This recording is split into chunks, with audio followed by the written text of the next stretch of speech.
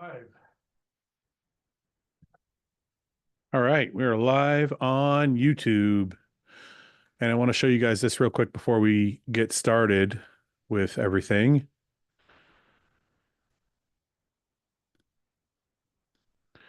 This is Merrick Health. If you go to Merrick Health, they are starting their biggest sale ever. It's a Black Friday and Cyber Monday sale. So from now on to Cyber Monday, you can get 25% off guided optimization and 25% off self-service lab work.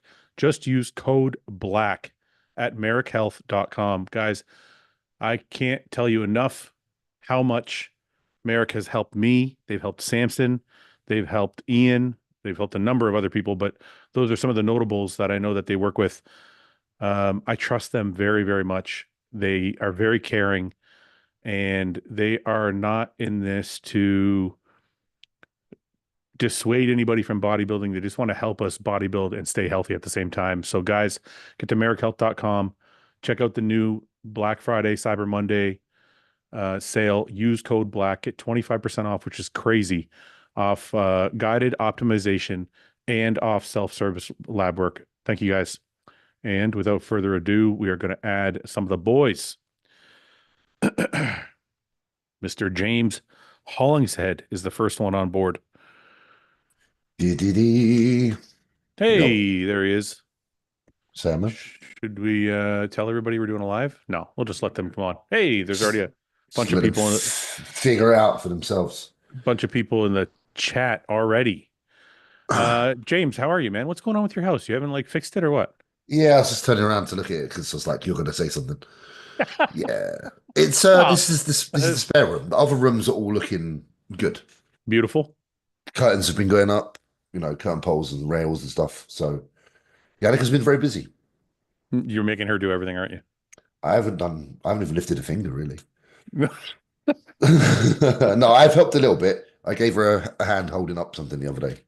Are you a man's man, or are you just a take care, let your woman take care of you husband?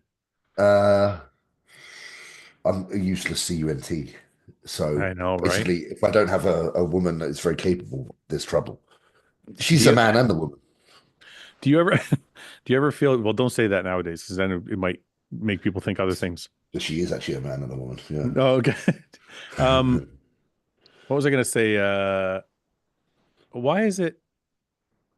Okay, there we go. I'm sorry. I was looking at the chat and I wasn't sure if you were in yet. Do you feel bad about not being a man's man? Because I feel bad about it all the time. It depends. If I wasn't earning money, then I would. Yeah, I mean, I guess I do excuse myself because I'm like, well, I earn the money. So you do the same. You do the same thing I do. You make excuse of I bring home money, so it's okay. Yeah. Yeah, you justify yourself. Like, well, you've got time to do these things. You can be DIY because you've got time to be that way because I'm allowing you to be that way because I earn the money. So it's like you just reflect it back at them. I don't know if that excuse really fly. I mean, it makes us feel better, but I don't know if it's legit. It works for us, and that's what matters. You can live with yourself. So, there he is, Mr. Olympia is here. Every time Mr. Olympia is in the room. Samson, we were just talking about being a man's man, and I know you're like a handyman, so you're a man's man. You fix everything around the house. Oh yeah, definitely. I mean, that's literally well my job I was doing. So yeah. See, James, what are we gonna do? Because Samson brings home money and he fixes things. Yeah. Well, we can't all be as good as him. It wouldn't work. Samson, me and James make ourselves feel better by saying that we bring home money, but we can't fix shit. Yeah. Oh yeah, dude, I've been in your place, man. There's like stuff that you could have put up a long time ago. You like windows, like picture frames or anything. You can let someone wait. Look at the room, Samson. You get the guy out to do it. Look at all the shit. Look, it should all be hung up by now. So damn, Samson, I wouldn't be able to stay there if I knew there was something to be put up, and I wouldn't be able to sit comfortably. I have to do it. See, James, Samson's been to my house, so he knows how useless I actually am. Okay. But I can't. But Samson, in my defense, if I try and do it, I'll fuck it up. Exactly. Yeah, but then you practice, right? That's what practice is for. You can can't YouTube practice if everything it's in your own nowadays. house. Yeah, You know you what's can funny? practice because you can YouTube everything now. James, he's right. You know what? I follow this one account. I don't know if I follow the account or if it just keeps coming up on my Instagram, but the guy's like a carpenter or a handyman or some shit. And he actually said exactly the same thing Samson just said. He said guys are really intimidated by trying to work with their hands and fix things. But he was like, it just takes practice like anything else. Nobody's good at it the first time they do it. It's true. True. Same with, listen, guys, when you first started bodybuilding, could any of us pose? Yeah. Nope. Yeah. And then But you I think- persisted, and, you know. But I think it's different with your house, Samson, because if I put something up and it sucks, then I just got to pay the guy to come fix it all. But you're gonna pay him anyway. You might as well try it first, right? So I might as well fuck it up first. I still, say, all right, yeah, come sort this out. I tried it, it didn't work. Yeah, here you go, sort it out. I don't think we can beat around the bush here. I just think it's because there's a part of us that is very lazy. No, well, okay, maybe. I know there's a part of me that is lazy. I'm like, no. Okay, It's I'm gonna lazy. say this. I am lazy If with- you know someone else can do it. with certain things, but it would make me feel a lot of pride if I like, for example, I got the faucet in my kitchen sink, the top of it that swivels where you can like spray water, that part popped off. So it's like I want to go change the faucet, but I know I'll fuck it up. But now I'm like, Samson's making me feel like I should go try anyway. You have to now. Because I gotta pay the guy to come fix it anyway. You have to. You Like, have we to. give it at least one go. moving places, right? We're moving to a new place in like next few weeks, and trying to get builders in the UK to actually do the job on time, especially leading up to Christmas, it's like pulling teeth. Yeah, it's You bad. know, Yeah. and it's so frustrating because I'm a builder myself, so I know the job can get done in a record. How quickly you can do it if you actually just sit Right. down and do it. But trying to get the guys to come in at a specific time and just get it done is so frustrating. The last 2 weeks, I've been literally banging my head across the wall because I'm literally letting off on different guys over the phone. Like, what are you doing? Yeah. Get it done. Yeah. And it gets to the point where, because Mel doesn't want me to do it because she's like, look, you're going to hurt yourself. And if you hurt yourself, sure. that's not what you Yeah, need. yeah. And Right. I'm so frustrated. You get to the point, I'm just like, fuck it. I'm just going to do it. Sorry, I'm just going to do it. And it's been like that the whole last few weeks now. It's just, I just can't deal with it, man. I know, especially when the job is right there, I'm like, I know I can do it. So why do I need to wait for someone? See, James Ryan Stanley in the chat says, "Who had changing a kitchen sink faucet is easy to do. Just do it. You will do a good job and get the pride for doing it." He's right. He's Yeah. you know what? He's absolutely right, because even when I do the smallest thing in the house that's like somewhat Feels handy, I feel like a fucking man. So I'm like, good. yeah. Yeah, you walk around on Mr. I like- Big Balls. Like, yeah. I like It's the same manly thing. The more manly things you do across the house, the bigger your balls get. So you Yeah. can walk around like, Yeah, true. I'm the man. For me, I like hang a picture and I'm like, yeah, I know what I'm doing. But do you not also notice that if you do something like that, then you feel even more warranted to be lazy for the rest of the day? Yeah. Like, Yeah. And you're like, now I've done something. I'm justifiable down sit on my ass. And you so see, far. I've done it. Been a busy day. You know what? You know what? I think you guys have talked me. I think I'm going to try and change the kitchen faucet, and I'm going to post stories of how fucked up it all is. And then water everywhere. It's upside down. Like, what the hell did I thought this was a good idea? Oh God, that's funny. This guy says Fouad spending like thousands of dollars on tools. That I have done also. Yeah. No, James, Never use them. James, I remember. So I just had to redo my garage because we had a fire. Yeah. And my wife bought me like this tool. It's like a cabinet set for your garage where you put all your tools and everything. Yeah. I'm like, this is great, but I don't have any tools. So now I was like, I gotta buy some tools. So I started buying tools. I filled all the tools in there. I'm like, okay, I have no idea how to use any of the tools. any of these do. Yeah. But they look good. But it looks very professional. It's like, And if you did have visitors and they came and had a look at your garage space, you'd be like, I'm pretty handy. And they'd be like, oh, it looks like it. Little do they know. I can pretend. If someone says, oh, you got a pair of pliers. You'll be like, pliers? Yeah. I don't know which one it is. Yeah. You'll have friends being like, I know someone that can help us with that job. He's got loads of tools. And then they'll ask you to come and help. And you'll be like, Yeah, exactly. Yeah. What's going on with you guys, man? Samson, how have you been all over the world? What's going on with you? It's been busy, man. It's been really, really busy. But you know what? It's a good kind of busy. I always say, like, it's a good type of busy where you're happy to be. And yeah, so got a lot of stuff coming up, obviously, at the same time. So not just traveling and doing all the seminars and appearances and stuff, but yeah, Samson, yeah, I was talking to somebody today because they were, I hadn't seen them in a while, and they were congratulating me on your success. They were like, hey, nice. congratulations for Samson. I was like, yeah, it's amazing, blah, blah, blah. And I was telling them the story of how everything's happened. Yeah. And it's not repeatable. Mind-boggling. It's not repeatable. When you came to me, you were like, I'm going to retire. And I was like, no, I want to sponsor you. Yeah. And 4 years later, you're building your own gym, for fuck's sakes. I know. It's absolutely crazy. Honestly, it's like you know that good things happening, but man, that's right now. I'm happy. I'm more than happy to live my life and end it like this. I'm more than satisfied. I'm great. And then something and more keeps happening, and you feel overwhelmed by it. You're just like, man, because I was thinking, okay, I'll buy my next home, and that'll be my family home.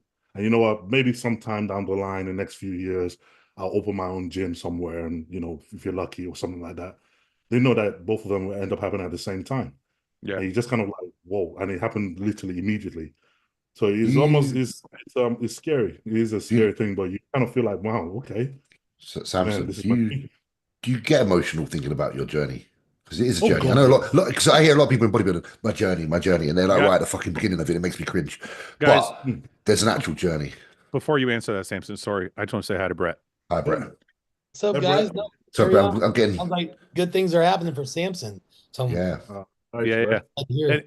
Anyway, go ahead, Samson. You can answer that. Yeah, like, do you get emotional about seeing how far you've come and like how life has changed? All the time. Because I still look at it in disbelief. It's like you don't even look at it and go, well, yeah, of course. I literally look at it in disbelief because I never thought this would happen to me, especially this fast either. And it's just, you almost look at it, you look back at it, and you just think, man, okay. And you can almost see, like, you can see points where it could have gone the other way, and things just lined up. And every time I look at that point where I would have walked away and be like, nah, I'm not doing this anymore. Times I would have got hurt, times that things would have happened, I would have just derailed everything. And decisions that I would have just like made and be like, well, that'll be it then. I would have just moved on with it. To see everything lined up and then you're here now, you can't help but look back at it and just get absolutely emotional by it, just thinking, God damn, this is insane. Sorry to be like, I just wanted to ask one more thing. No, it wasn't even thinking really anything, but it's like I was thinking this today about like your younger self. I posted this on my story because it just came to my head. Like if you were asked in 15-year-old Samson, like would he be proud of the man you are today, kind of thing. Like how emotional would he be? How would he feel to see where you've come? I don't think he'll believe it. I genuinely don't think that he'll believe it because even the ability, because I remember how young and how just introverted and like very like frail and just shy and everything I am. Looking at even my family don't even believe that I'm the man I am now. They just can't put it in words. Like you're so different to what you were just even less than 8 years ago. It's so night and day that they can't believe it. And I'm like, yeah, I know it's crazy, but I don't think I'll be ever believe it. I think for people that don't know, a lot of that one of the reasons you give Mel so much credit is Mel is the one that brought that out in you, correct? Yeah. Like in the beginning, she was the one that wanted you to go out and be that guy. Be that guy and be out and be outspoken. And like, I used to be that guy that I'd never fought for my own self. I never spoke up for myself. I would never like, even if someone did me blatantly something wrong, I would never talk back. I always kind of like, that's what it is, and just kind of walk away like that. So she was one that sort of taught me how to, like, okay, stand up, speak out, shine, don't hide behind something, don't just go back and disappear and be part of the background. Stand up, let them see you. So she used years to teach me how to do that. Awesome. I want to welcome Mr. Guy Cisternino to the podcast. Hey. Hi, Guy. How are you? We were talking to Brett. Also, Brett, I just want to say it's a fantastic shirt that you have on. That's awesome. Show one of my favorites. Love that. I want to ask Brett first. Are you a handyman? I'm not, man. I wish I was. So you can't. I kind of like, that's honestly like as I continue that, you know, because we want to have more children and stuff, but I want to have a son, and I kind of want to relearn my youth a little bit. Like I want to, because my dad wasn't a handyman, you know, and he didn't really pass that down to me, so I never had those interactions, and I didn't take the classes in high school and shit. And like I Yeah. wish I would have, looking back, because it's like, I mean, I know the basic stuff, obviously, you know, but Brett, what is the basics? Like, can you hang a picture? Yes, so I can do things right, you know, install curtains, you know, put a ceiling fan up. But I'm not going, like, when it comes to, like, you know, if I have to rewire and shit like that, it's just I can't do it, and I'm not gonna try to. Like, So like I have I I have a faucet in my kitchen that I have to change, and I got to call my handyman to come do it. But Samson thinks I should do it on my own. Could you change a faucet and a sink? I don't know, man. I'd probably want somebody looking over my shoulder for sure. The fact that Fouad started at the basics being hang a picture already tells you where he fucking stands. My level. His level is just not there. I built my wife in our last house. we had a walk-in closet, and I built her side of the walk-in closet. There was like a prefab shelving and stuff that you put up to, like, you know, build out the walk-in. And I did it, and when I was done, I hung her clothes up, and her clothes were like this. Her clothes I put them on the rack, and they all fucking slid down. I'm like, fuck, man. Fixed it real well, I see. Guy, what's your level? Guy, I'm assuming you're a handyman's handyman. You and Samson could probably build a house. I mean, I've seen Samson do a lot of cool shit. So, yeah, I like. There's things I'm like electrical shit. I'm like, it's just you screw around, you do the wrong thing, you can you know, your asshole will fall out. So I electrical shit I don't fuck with. Plumbing stuff I've done. Floors, cabinets, tear shit out, put shit in. Stuff in the gym, similar. I mean, car stuff I'm okay with. Some sucks on other, but. Oh wait, this is the thing. This guy, Hersey 8. This is James. Remember we were saying, like, when you do something, you feel like a man, and Samson was like, your balls get bigger. This guy says, I'm a stud. I just changed my battery of my car on my own last week. So he feels good about himself. Listen, like 2 weeks ago or like 3 weeks ago, I changed the battery of my motorcycle. I had a boner for like 2 fucking days. I felt like I was like a fucking man for 2 days. I'm like, it's like 2 fucking wires. It's not even like a fucking. Samson, he used one tool. Yeah, and there's one. put a battery in. That's all he did. That's same battery, same picture. Same level. Yeah. Listen, anytime I don't have to call somebody, I am proud of myself. Yeah. Because I have to call somebody for everything. You know what I will do though? I am the guy that, like, I'm like, oh, I can do that. And I'll like, hey, Pops, is this how you do it? Because I'm about to do it before I fuck it and ruin the whole thing. Is this how you do it? That's okay though, as long as you're still doing it yourself. Yeah, but I'll question myself. I think resurgence is used on that stuff. You know, just like, I just don't want to fuck this up and go backwards. Just tell me I'm going in the right. Right. Yeah, like that's why, like, electrical stuff and plumbing, it's like, man, I can fuck with this, but if I make one wrong move, this could be a real disaster. So let me ask you this. So Brett said that his dad didn't really teach him too much. James, I'm assuming the same. Oh mate, yeah, because he was gone by I was 6, so my mum was trying to teach me shit, and it was just I weren't listening because. Kind of like, I'm not going to listen to a woman. When you're young. James is sick. He's like, you're a woman, man. You don't know anything. Yeah, believe it or not, though, my mum was actually pretty handy, but I ignored her. So that's why. Look at this guy, Phil LaRusso, a fan of the podcast, says Fouad's the kind of guy to screw in a light bulb and stand back and admire his work. Yeah, like fold your arms and look up. Or bike battery. Wait a minute. I've done that. We have a light bulb in our house that's not just a standard light bulb. You have to, like, take apart a couple things. Okay. I did it, and then I was like, I fucking did that shit. See? You walk into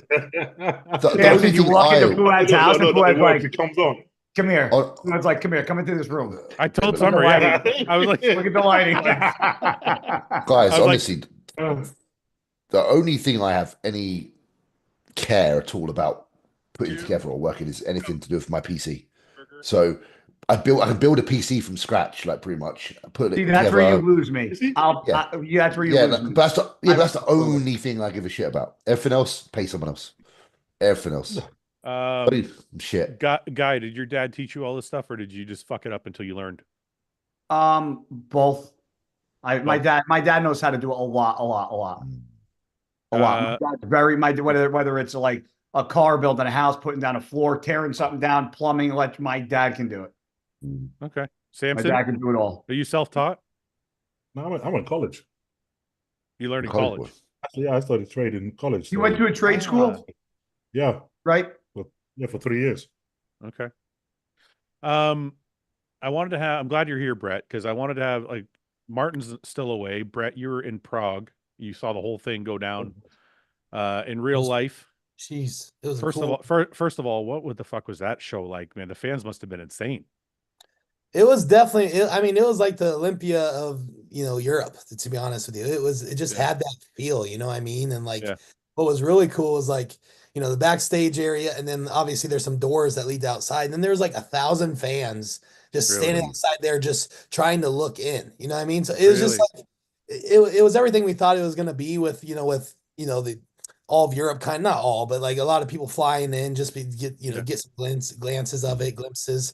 And it was just good vibes, man. Like, Chris made it really comfortable for everybody, especially backstage, and it was so cool to see, the three divisions kind of meet there. And then, and just the response from the crowd, man, it was like, they were losing it. It was loud. And it was very well done. The production was very, very good. And it just then topped it off with such a cool city. So it was a hell of a week. And I'm excited to talk about it a little bit more too. I want to ask you guys something before we get more specifically into Prague. Do you guys think, and whoever wants to go first can go first, do you guys think Chris is as transformative as Arnold?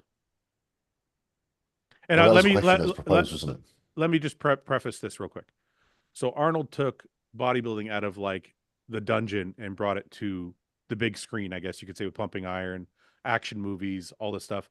Made a lot of guys want to work out. But if you think about it, the next big transformation would be Chris bringing all of like the mainstream people, because you see a lot of people that are like not necessarily bodybuilding fans, but they love working out. And I think Chris has brought all of those people, which is kind of another big transformation for bodybuilding. So when you look at it, are they equally as transformative for the sport? I mean, I'm not going to say he's as popular as Arnold because Arnold's a movie star, but just for bodybuilding itself. I think of their time, yeah. I think you can't really there is no, they're both, they're equals in a sense of what do they do in their time. Because it'd be wrong to say one has more effect than the other, I feel, because they both did what they did in their moment when they were the only one present and did that. No one else could do it in their time. So that's a good way to I feel like they're really on an even kill with that one. Well, even if you look at it, you look at Arnold being 70, Chris in his 30s. Arnold doubled his lifespan already, and look at what Chris has done in the 30 years he's been here. So, and he's accomplished a lot. If we're talking about bodybuilding, I mean, I would say, yeah, he's like a pioneer almost in his own way, right? Of bringing it to the masses. I guess you could say like Arnold brought like a level of charisma to bodybuilding that I don't think existed before he was there. Like he made it more fun and more admirable for people that didn't know about it. They're like, oh, that's kind of cool. Those guys look like they're having a good time. Yeah. And but I think Chris just broadened it from guys who just didn't want to be huge, but just guys who worked out, which like brought an entirely new circle of people. So it's a weird one. It's a weird one because do you guys? And I'm not changing the question, but do you remember when they first introduced the new classes, like, and how there's a lot of skepticism, with us. Just look at the difference in the physiques from when they made those classes to where those. Oh, mate, the first year classic now, like Danny Hester versus Look at the first one was Danny Hester, right? Yeah. Chris, James, to your point, I know there was some pushback when they started men's physique because guys like us were like, what the fuck is this? They're wearing shorts. Like, this is bullshit. And then it slowly became accepted the more they competed. But when Classic came in, I don't remember there being any pushback really. No, I don't think there was much pushback. Like, obviously we're skeptical to see like an open bodybuilder's initially always going to be like, oh, what's the point kind of thing. Because we're I But it kind of, wasn't. Yeah, I kind of got the point because I think when classic was introduced, you got to remember it was a period of time where bodybuilding was still like mass first, Mhm. and they weren't really looking at shape as much as they could have been. And I Yeah. think people wanted that like statuesque physique to look at. For sure. Frank Zane was like, for me, in my Right. head, I'm thinking of a Frank Zane, you know? So I kind of totally got the point from day one. I was like, okay, they want something that's admirable to the regular person on the street Mhm. because bodybuilders are just too freaky. Yeah. So It's unattainable. Normal Yeah. open bodybuilders. It's not. I think that's why they made Chris it. did for that class, Chris, like, you know, there was a couple of years like where we were watching it and we're like, yeah. But then when Chris came and took his spot, he then made it far more appealing and attractive than anyone could do prior to him. So that, like, Danny obviously won the Olympia, but he couldn't do what Chris did in regards to capturing the people. Chris had where it was to capture the people. You know? What do you think it is about Chris? I think it's like a bit of an innocence to him. It's not. He's very. Do you think there's like a niche thing that he has, or what one specific? You ask people, so a lot of people can't answer that. It's not one thing, man. It's his rawness. It's his rawness of being, you know, unapologetically himself, man. And like, and has always stuck to that. What's most impressive about his, you know, his following, you know, his whatever 25 million followers or whatever it's at, is like he's built that up himself, right? Like there hasn't been big collabs with, you know, celebrities or anything like that. This is literally just his built from the start of just, this has just been himself. Yeah, he's done training videos and stuff maybe with people, but he hasn't brought in, you know, these outside people that have a lot of following. So it's like it's extremely impressive that like those are authentic followers, right? And it's not, you know, attaching on. So, and it's just, you know, people can relate to somebody that's stayed true to themselves this long, and you get to like, you know, you look up to somebody, you know, daily like that. But I also, he hasn't let any of his frustrations be like, a lot of us, we're victim of letting our frustrations surface and putting them out there and then creating kind of hostility, like not the kind of, you know, we kind of welcome arguments. I feel like with Chris, like I've never seen anyone have like an argument with him. He's never created the means for an argument. He's very like just respectable and likable, and also doesn't it's like with politics, he doesn't really say his politics within bodybuilding, no? I think it's a lack of ego. Yeah, Chris isn't an egomaniac, so he doesn't need to get in these little disputes with people. Yeah. Where I think all of us probably have an ego, and so we get For tied up in things. But I think there's a lot of things, you know, like people in the chat are saying, "Oh, it's his lisp. Oh, he's relatable." It all adds up. But there's no one thing. Like he's got a physique. Are we live? Yeah, we're live. Yeah, we're live. Don't say anything. You crack on. Anyway, mate. You crack on. What I was gonna say is there's not like, first of all, he's got a physique that's not. It's kind of like, I remember when I competed against Phil Heath at the Olympia. He was the only guy, and I've said this before on the podcast, he was the only guy in the lineup I could look at and think that's not attainable. There's literally no amount of size I could put on that would make me look like Phil Heath. It's just a God-given physique. Not that he doesn't work hard, but that those genetics are the allowance for what it is right. So Chris is also that person. The way it's put together, the way the structure is put together, the way the body flows, so that you have his physique. Then to top it off, he's a good-looking guy. Like, you know, I mean, of course, we can be a little gay. He's a good-looking guy. So there's that to go with it, and then there's the stuff that you guys are talking about, which is he's a great guy. He doesn't have a big ego, and he's relatable because he's able to make fun of himself. So he just seems to handle all the pressure very well and handle the spotlight very well. Definitely. But so Brett, going back to Prague, James ruined my predictions for the show. I didn't. Ian did. No, Wow. Ian ruined him during. You ruined. Ian threw me and you. Ian threw me and Fouad. Before the show, we did a podcast, and I thought Martin was going to win, and James kept saying that. No, he's pretty, and this and that. I'm like, fuck. I'm like, okay. No, I said you can't underestimate Chris. And then we started watching the live, and these motherfuckers talked me into thinking Martin was going to lose. But no, wait, no one was really like that. Wait. No one was really like that until Ian texted him live Ian fucked us all up. Chris has got this. Because you always got to trust the guy that's sitting there, right? Because Because we're not there. Yeah, but you know how you could have yeah. told from Yeah, the I get no from the call text. out. I'm there. I'm in the front row and I get no text. I think Ian sent it out of like just Yeah, but you got to remember. Okay, so Ian, okay, first, but wait, before you start, Ian text us. We didn't text him. It just came up. He's like, oh, I think I saw his stories. He was oh, he's got it all. Wait, hold up. But did you guys you didn't tell from the call outs though? Because at some point they put Martin to the side and they compared them for top 2. You did see that, right? Well, I think the way people were looking at it was Chris is in the middle and he didn't get moved. No. At some point they had them both in the middle, and then at some point they moved Martin out of it. No, that's not true. Them in. No, they did.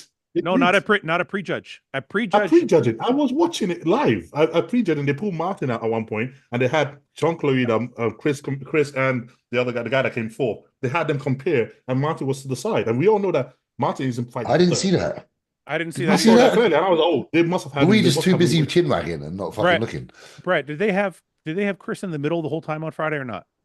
No, I don't know. I mean, it was so they did 6-man on Friday for the majority of it.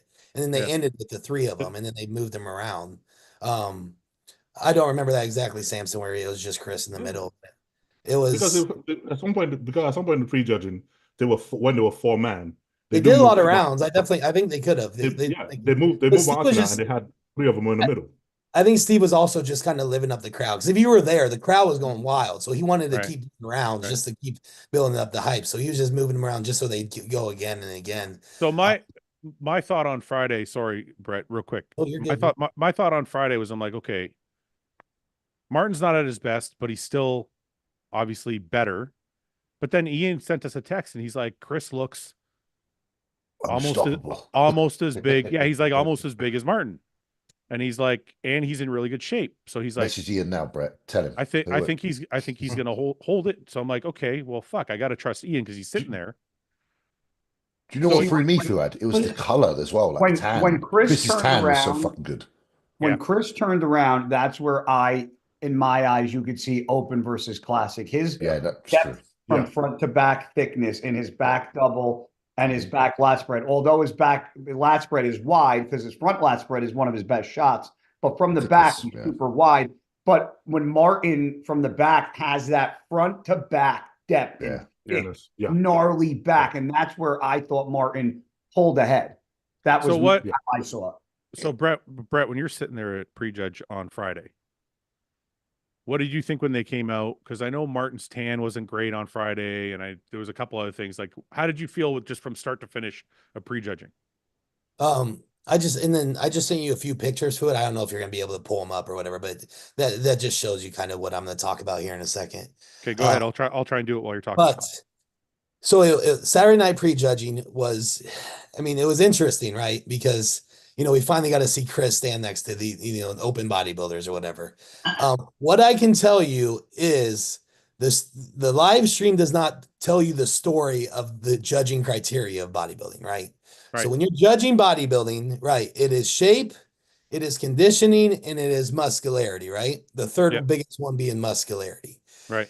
Once I heard that Steve was the head judge, I was extremely confident that Martin was going to win, because Steve is as hardcore old school bodybuilding as it can be, and he's going to judge it that way. So once I saw he was the judge there, I knew Martin was going to win. Or I didn't know. I had a very, very good idea that Martin was going to win because of that third component. Yeah. You also have to remember that Chris is the most popular bodybuilder to ever live. So of course the internet is going to see this and automatically have bias towards Chris. So when you're looking at the internet, everybody, you would have thought Martin lost. And what's crazy is we get into the car on Saturday night after it's me and like there's 7 people in this van. I'm driving the van. Martin's in the passenger. And Martin is down on himself. He's like, he thinks I'm just going to be honest. He was worried. Everybody in the car is completely quiet. And and we're sitting there, we can't get out because the traffic's so bad in the parking lot. We can't even leave. And finally I'm like, you guys need to fucking cheer up because Martin's not losing. And like, I feel like I was the only one that didn't think he was losing the show, which is crazy. Right. But it's because you can see it, like I said, but if you're judging off the criteria, Martin was just so much more dense. And what drew so much people to Chris is, especially on the live stream where you're just seeing it, right, just flatness. In You 2D, see yeah. all the detail. So all you see is the detail, the conditioning, which his conditioning is probably, a little bit better than Martin's. But in his detail, you see all the detail, and then his structure. He's wide enough, he's tall enough. But Right. when you look, when you're seeing it in person and just the density and just the roundness of Martin, and then you start picking apart, like go back and look at it now. It was one of those things. It was like we were so excited to see Chris that we were just like, whoa, like You're right. You're right. And now if you Yeah. go back Yeah. and start picking it across, you're like, damn, his arms look small there, right? So His back isn't thick. You know what I mean? Lem- So like you start picking it down. let me just show this real quick because you sent it to me. So this is a great example. This of is what from you're the saying. front row. Like this So is from this- the front row, guys. Like So this tells you the story. That's exactly what I So, was hold referring on. to when I sent front to back. Hold on a minute, just so for people watching, we can start to break this down a bit. Because I had Steve Weinberger on the show yesterday, and he kind of broke down exactly why Chris didn't win. And basically the main point that he said was size. And I still have people arguing about it with me in the comments, and I'm like, I just want to show people really quickly. This is a great example. Can you zoom in on this? I don't know. One second. No, I don't. But yeah, I don't, this I probably, this clearly shows what you're. I mean, on you about as could well. see how thick so- Sean is from further away. So look, when you look at this, first you see the quads. You see the thickness and roundness of the quad versus this is like a little bit straight. See the hamstring width here versus the hamstring width here. Then you see the shoulder. Look at the cap on this delt. See how kind of flat that is? Look at the tricep, roundness of the tricep. It's just everything is thinner. Like you said, Guy, the back, look how thick this back is versus this, right? So it's like, it all comes down to, like Brett is saying, it's muscularity. If you look at the back double, same thing. I mean, look at the fucking hamstrings alone. And people who are saying Martin is out of shape, this is not out of shape. He just wasn't, I think, as great as he was at the Olympia. Martin was in very good shape, man. Yeah. So But I mean, look at this. Like every single body part you look at is dramatically bigger on Martin. So go ahead, Brett. Sorry. no, and then you also got to remember, so Martin came into this like had a hell of a year, right? He got better from each show. And so obviously going into the prejudging all week, he looked better than he did the Olympia. And then, come prejudging, he thought he was going to go out there and smash it. The issue was he had he messed up on some things. His tan wasn't dark enough, right? You could see like how white his butt cheeks looked for some reason. So he was off there. He wasn't obviously as dry. And then the third thing is he popped his hamstring halfway through prejudging. And like right in his glute ham tie-in, he had a micro tear or whatever you can't. It's no excuse or anything. But happens if you're you can see dehydrated. it. If you go back and watch prejudging, like the second half of the posing, you can see his confidence goes down, and he also starts flattening out. And then that's when he was sweating a little bit because his cortisol was increasing because he was thinking about his hamstring. Yeah, so that's what perfect. We noticed that on Friday. That's what we saw. That's why we were like, oh shit. When we were talking, we're like, oh fuck, he looks really upset. But we didn't know he had tore his hamstring. So yeah, no one did. And then you get, and I knew something. I didn't know obviously at the time, but I knew something was wrong because like his demeanor changed. There was no confidence. He wasn't even like stepping up to the line. I was like, oh shit, what the hell's going on? But like he was still 95%, right? He still his body was there. But then after we addressed it at night, we had to kind of go walk around Prague. Me and him had a walk around Prague that night and talked for about an hour and just how he's gonna finish this. And there are no excuses, man. You have to. I think it was more so that was the first time he's been off in a while, right? And I don't think he was off, man. I just think his tan sucked. I just don't think he was better than the Olympia, and that's what it was. The Olympia. I saw a comparison from the Olympia to Prague. It's not that off is too strong a word. He just wasn't as great. Okay. But I just want to address this really quickly because this is something I keep seeing come up, and it's like I feel like the outer circle of bodybuilding fans don't understand necessarily waists and waist size.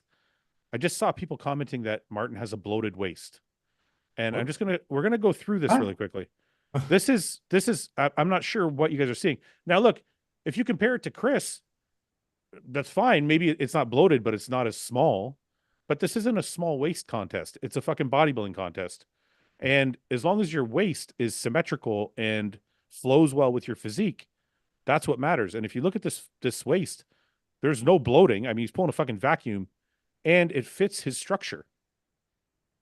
Like I don't know where we're talking about bloating. I don't know where we're talking about thick waist. Like, I'll tell you this too. I think I think if he fixes some of his poses, he'll be even better. what poses do Yeah. you think he needs to fix? Just mobility in his left shoulder. Like isn't the it? side chest. I think he keeps it too low. I think he can get a lot bigger, pull it back more. His front double. I think it just doesn't look as wide as I think it could be.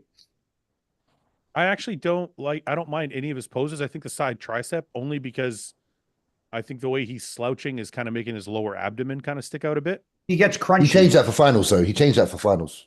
Yeah. Didn't he, I don't, Brett? I Did don't, you I don't notice that? really, I He don't was really more mind upright in finals. any of his posing. I think his posing's all pretty good. I think the I think front, he's just got to get a little bit of work around that left shoulder. Just it's the same as my training partner's got it. Same thing. It's a bit. I mean, it's dude, holding him. he's cross-righted all the way up to his fucking groin. I mean, he's fucking peeled, dude. I think I also think what you're saying, Brett, about the detail. People see all the lines It's all filtered. and well, I mean, this is obviously a photo that's been edited, but regardless, he's still heavily detailed. But they forget, which is something Steve was saying on the podcast yesterday. You know, it's one of the arguments me and Ian had about his side chest. And I said, well, his arm is way too small. His shoulder is way too small and his chest could be bigger. And it's really the side leg that he's getting away with, but the upper body is too small. And Ian disagreed, but that was kind of exactly what Steve said, is even in the side chest, all of this shoulder, arm, chest size is what, because I asked him if he thought Chris won any poses, and he kind of said no. I really don't think so in the bodybuilding format. I really don't. Maybe, Right. and it's going to drive the chat. But again, this isn't a classic physique category show. You know what I mean? Right. It's all three of those that we talked about earlier. Right. And still, I guess that they're going to be biased towards him. And then Martin, came back 5% better on Saturday night, and and was drier and got a better tan. And I thought it was over right away. When he walked out, you knew Saturday night he was back on. He was back onto that Olympia look. But it was fun, man. It was, like I said, Chris. That didn't surprise me at all. I knew Chris was going to look like that. He put 10 pounds. I think the majority of that was on his legs, but I think that was his best look ever, that we've ever seen, because he's been allowed to do it. Right. And I'm so glad he was able to do it. I think, he was extremely happy, and he's going out on a high note of his having fun with his career. I thought Sean looked incredible as well, to be fair. He was much improved. I found interesting that Steve kind of taught me yesterday while we were talking, is that the frame of a bodybuilder matters also. And I've never considered that.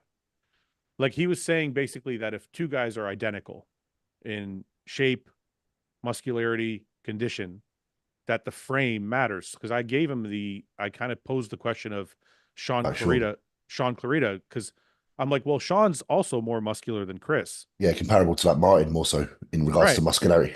But then he said the frame was too big. He Yeah. said Chris's frame was too big for Sean to overcome that. And I never really considered that in judging. Have you guys ever looked at somebody's like height, bone structure? Honestly, I think it's a weird one, and I don't think it's as clear as it can sound. Yeah, but that's the reason you have 212 class. That's the reason why you have height classes. These are based off frames. So the reason why you have guys that are shorter, they always say a big tall guy will always be a big short guy. But then you look at a year, Samson, you look like a year when he won the Legion and he beat Sergio and Regan. Yeah, but because those guys won as no, but I gotta touch on that, James, real quick. He's not saying that it's the only factor. Yeah. No, that's what I'm saying. Where's the draw? Is it because Chris was in good enough condition? Yes, they allowed him to. Yes, that's what I was going to touch on. Yeah, sorry. Chris was so good in other places, like shape and condition, that his frame carried him over Sean. Whereas, when Sean beat Regan and Sergio at that, they weren't quite in condition. Yeah, they weren't on 100%. That was where I was trying to ask that question. Where's that line? And I think that's the confusing part, because some people in the YouTube chat from Steve's podcast were kind of posing that same question. They're like, well, what about this? And what about that? And I'm like, you can't use one general rule across the board. You got to compare one bodybuilder to the next. You can't be like, well, this guy beat this guy because of this. Why didn't this guy beat this guy because of the same thing? It's a different dynamic now. Just individual cases. You have to have the individual scenario. Samson, what did you think of all the Chris Bumstead Samson comparisons? I thought it was funny. I mean, I knew it was coming, man. Dude, you always know how it's gonna happen. I was like, oh, right after Don't pre-check, lie, I'm like, here we go. Samson. You got nervous, Samson. Don't lie. Dude, I thought it would have been good fun, man. I thought it was gonna be a good show. I was like, yeah, maybe this is It actually was. gonna I be thought it fun. was great. But see, then Yeah. the one thing I said, which is what I hate saying it, is it poses the question. Wait. 212. I want to read this. I want to read that. I want to read this. Just some of these things are hilarious. Dude, these fans. Miguel, How are you watching this, Brett? Brett, are you reading this too? You've seen it all. Just go on YouTube, comment and then sections turn it about down and watch it. like about Chris. It's hilarious. I'm gonna read this. Miguel says Chris is kicking the Open's ass. makes you understand how the '90s guys would demolish today's Open competition. Is this kid an idiot? You know, I just want to say something. I just want to tell you. I just want to tell you guys, like, can you mute that for a sec? Yeah. I just want to tell you guys my frustration. I had Steve Weinberger on the show yesterday for one reason. I thought he could explain to people from a judge why things happen the way they did. And even with that happening, still doesn't matter. It doesn't matter. And matter. I'm like, No. well, Chris didn't kick the Open guy's ass. He actually lost to them. So I'm not sure what, like, I just don't understand why. Like, what more you idiots want? It's not idiots. I just don't understand why they can't grasp the fact that condition and shape is not enough. The muscularity also matters. And Chris wasn't in so much better condition than Martin that it was enough to carry him over. Yeah. I think what would really like shut up all the talk is if we had Chris stand next to Samson, because that's more comparable. That's what I was. That was what. Same height, you know what I mean? Same relative height. Having fun. I was like, this is gonna make for good fun.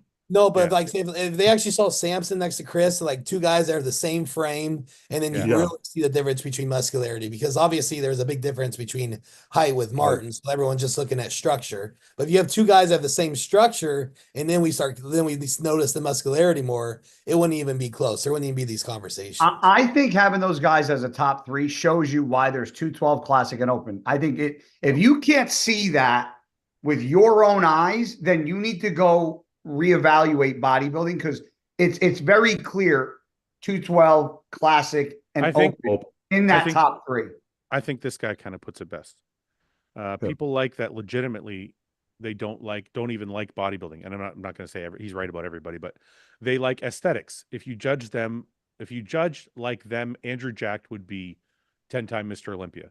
Yeah, and I think I understand what he's saying. It's like most people are picking the guy they want to look like. And I had this conversation with somebody. Somebody was like, well, would you rather look like Chris Bumstead or would you rather look like Martin? I'm like, that's irrelevant, because I actually want to look like a men's physique guy, but they would never beat a fucking open class bodybuilder. You want to look like Guy Cisternino. Yeah, I want to look like 160 pound Guy Cisternino now retired guys. I even saw like I don't know if you know Mark's Max Muscle. Sometimes I just watch his videos because they make me laugh. They make me die because his voice. There was the one where it was actually did Andrew versus Chris, and it just shows you the difference, man. Right. Andrew, fifth in this Olympia? Yeah, it's still too much for Chris's level of bodybuilder to be beat. I think. I want to address this too. Grace Jin says it's because most guys don't really know what they're looking at and how to tell the difference. I just want to say there's two types of people. I think there's the type that don't necessarily understand bodybuilding, and there's a type that just don't agree with it. Like, I think anybody objectively can look at Chris and Martin standing next to each other and go, Martin's legs are inches bigger. Martin's arms are inches bigger. Martin's chest is much thicker. Like, you can pick those things out, and his condition is very close, and his shape is beautiful. So if you objectively look at these things, you have to end up picking Martin as the winner. But I think people don't. Either like I said, they don't agree with it and they think bodybuilding should go a different direction, or they don't know. It's one of the two. I think they wanted it for the storyline because of the wow factor that Chris brought to it. I think it was more of a fairy tale ending that people viewed it as a possibility of, rather than looking at it like an actual bodybuilding show. I think they viewed it as an ending of a movie rather than a bodybuilding show. So, Brett, after the Friday night, you said everybody was kind of like in a quiet, solemn mood. Were you able to bring them back around? Like, did Martin go to bed feeling good about himself, or was he still unsure? Yeah, initially wasn't feeling great. So yeah, it was more like we took a couple hours just to calm down, talk about it, go over, analyze video, show him what I'm seeing from the front row because he was on his phone, looking at what the internet has to say. And Can't again, do that. I know, Yeah, and you can't do that. That's I the was like, come worst on, thing man, ever. better than that. Like, especially right now, you're not looking at like, stay off your phone. We got this. You know what I mean? You weren't your best tonight, but we can still have it. And that's the beautiful thing about 2-day show too. I was like, you have a whole nother night. You have finals. If you come out and show that, show you are at finals, it's over. It might be close now. We'll say it's close. But you are the true better bodybuilder in that standings when it comes to that type of judging. Mm-hmm.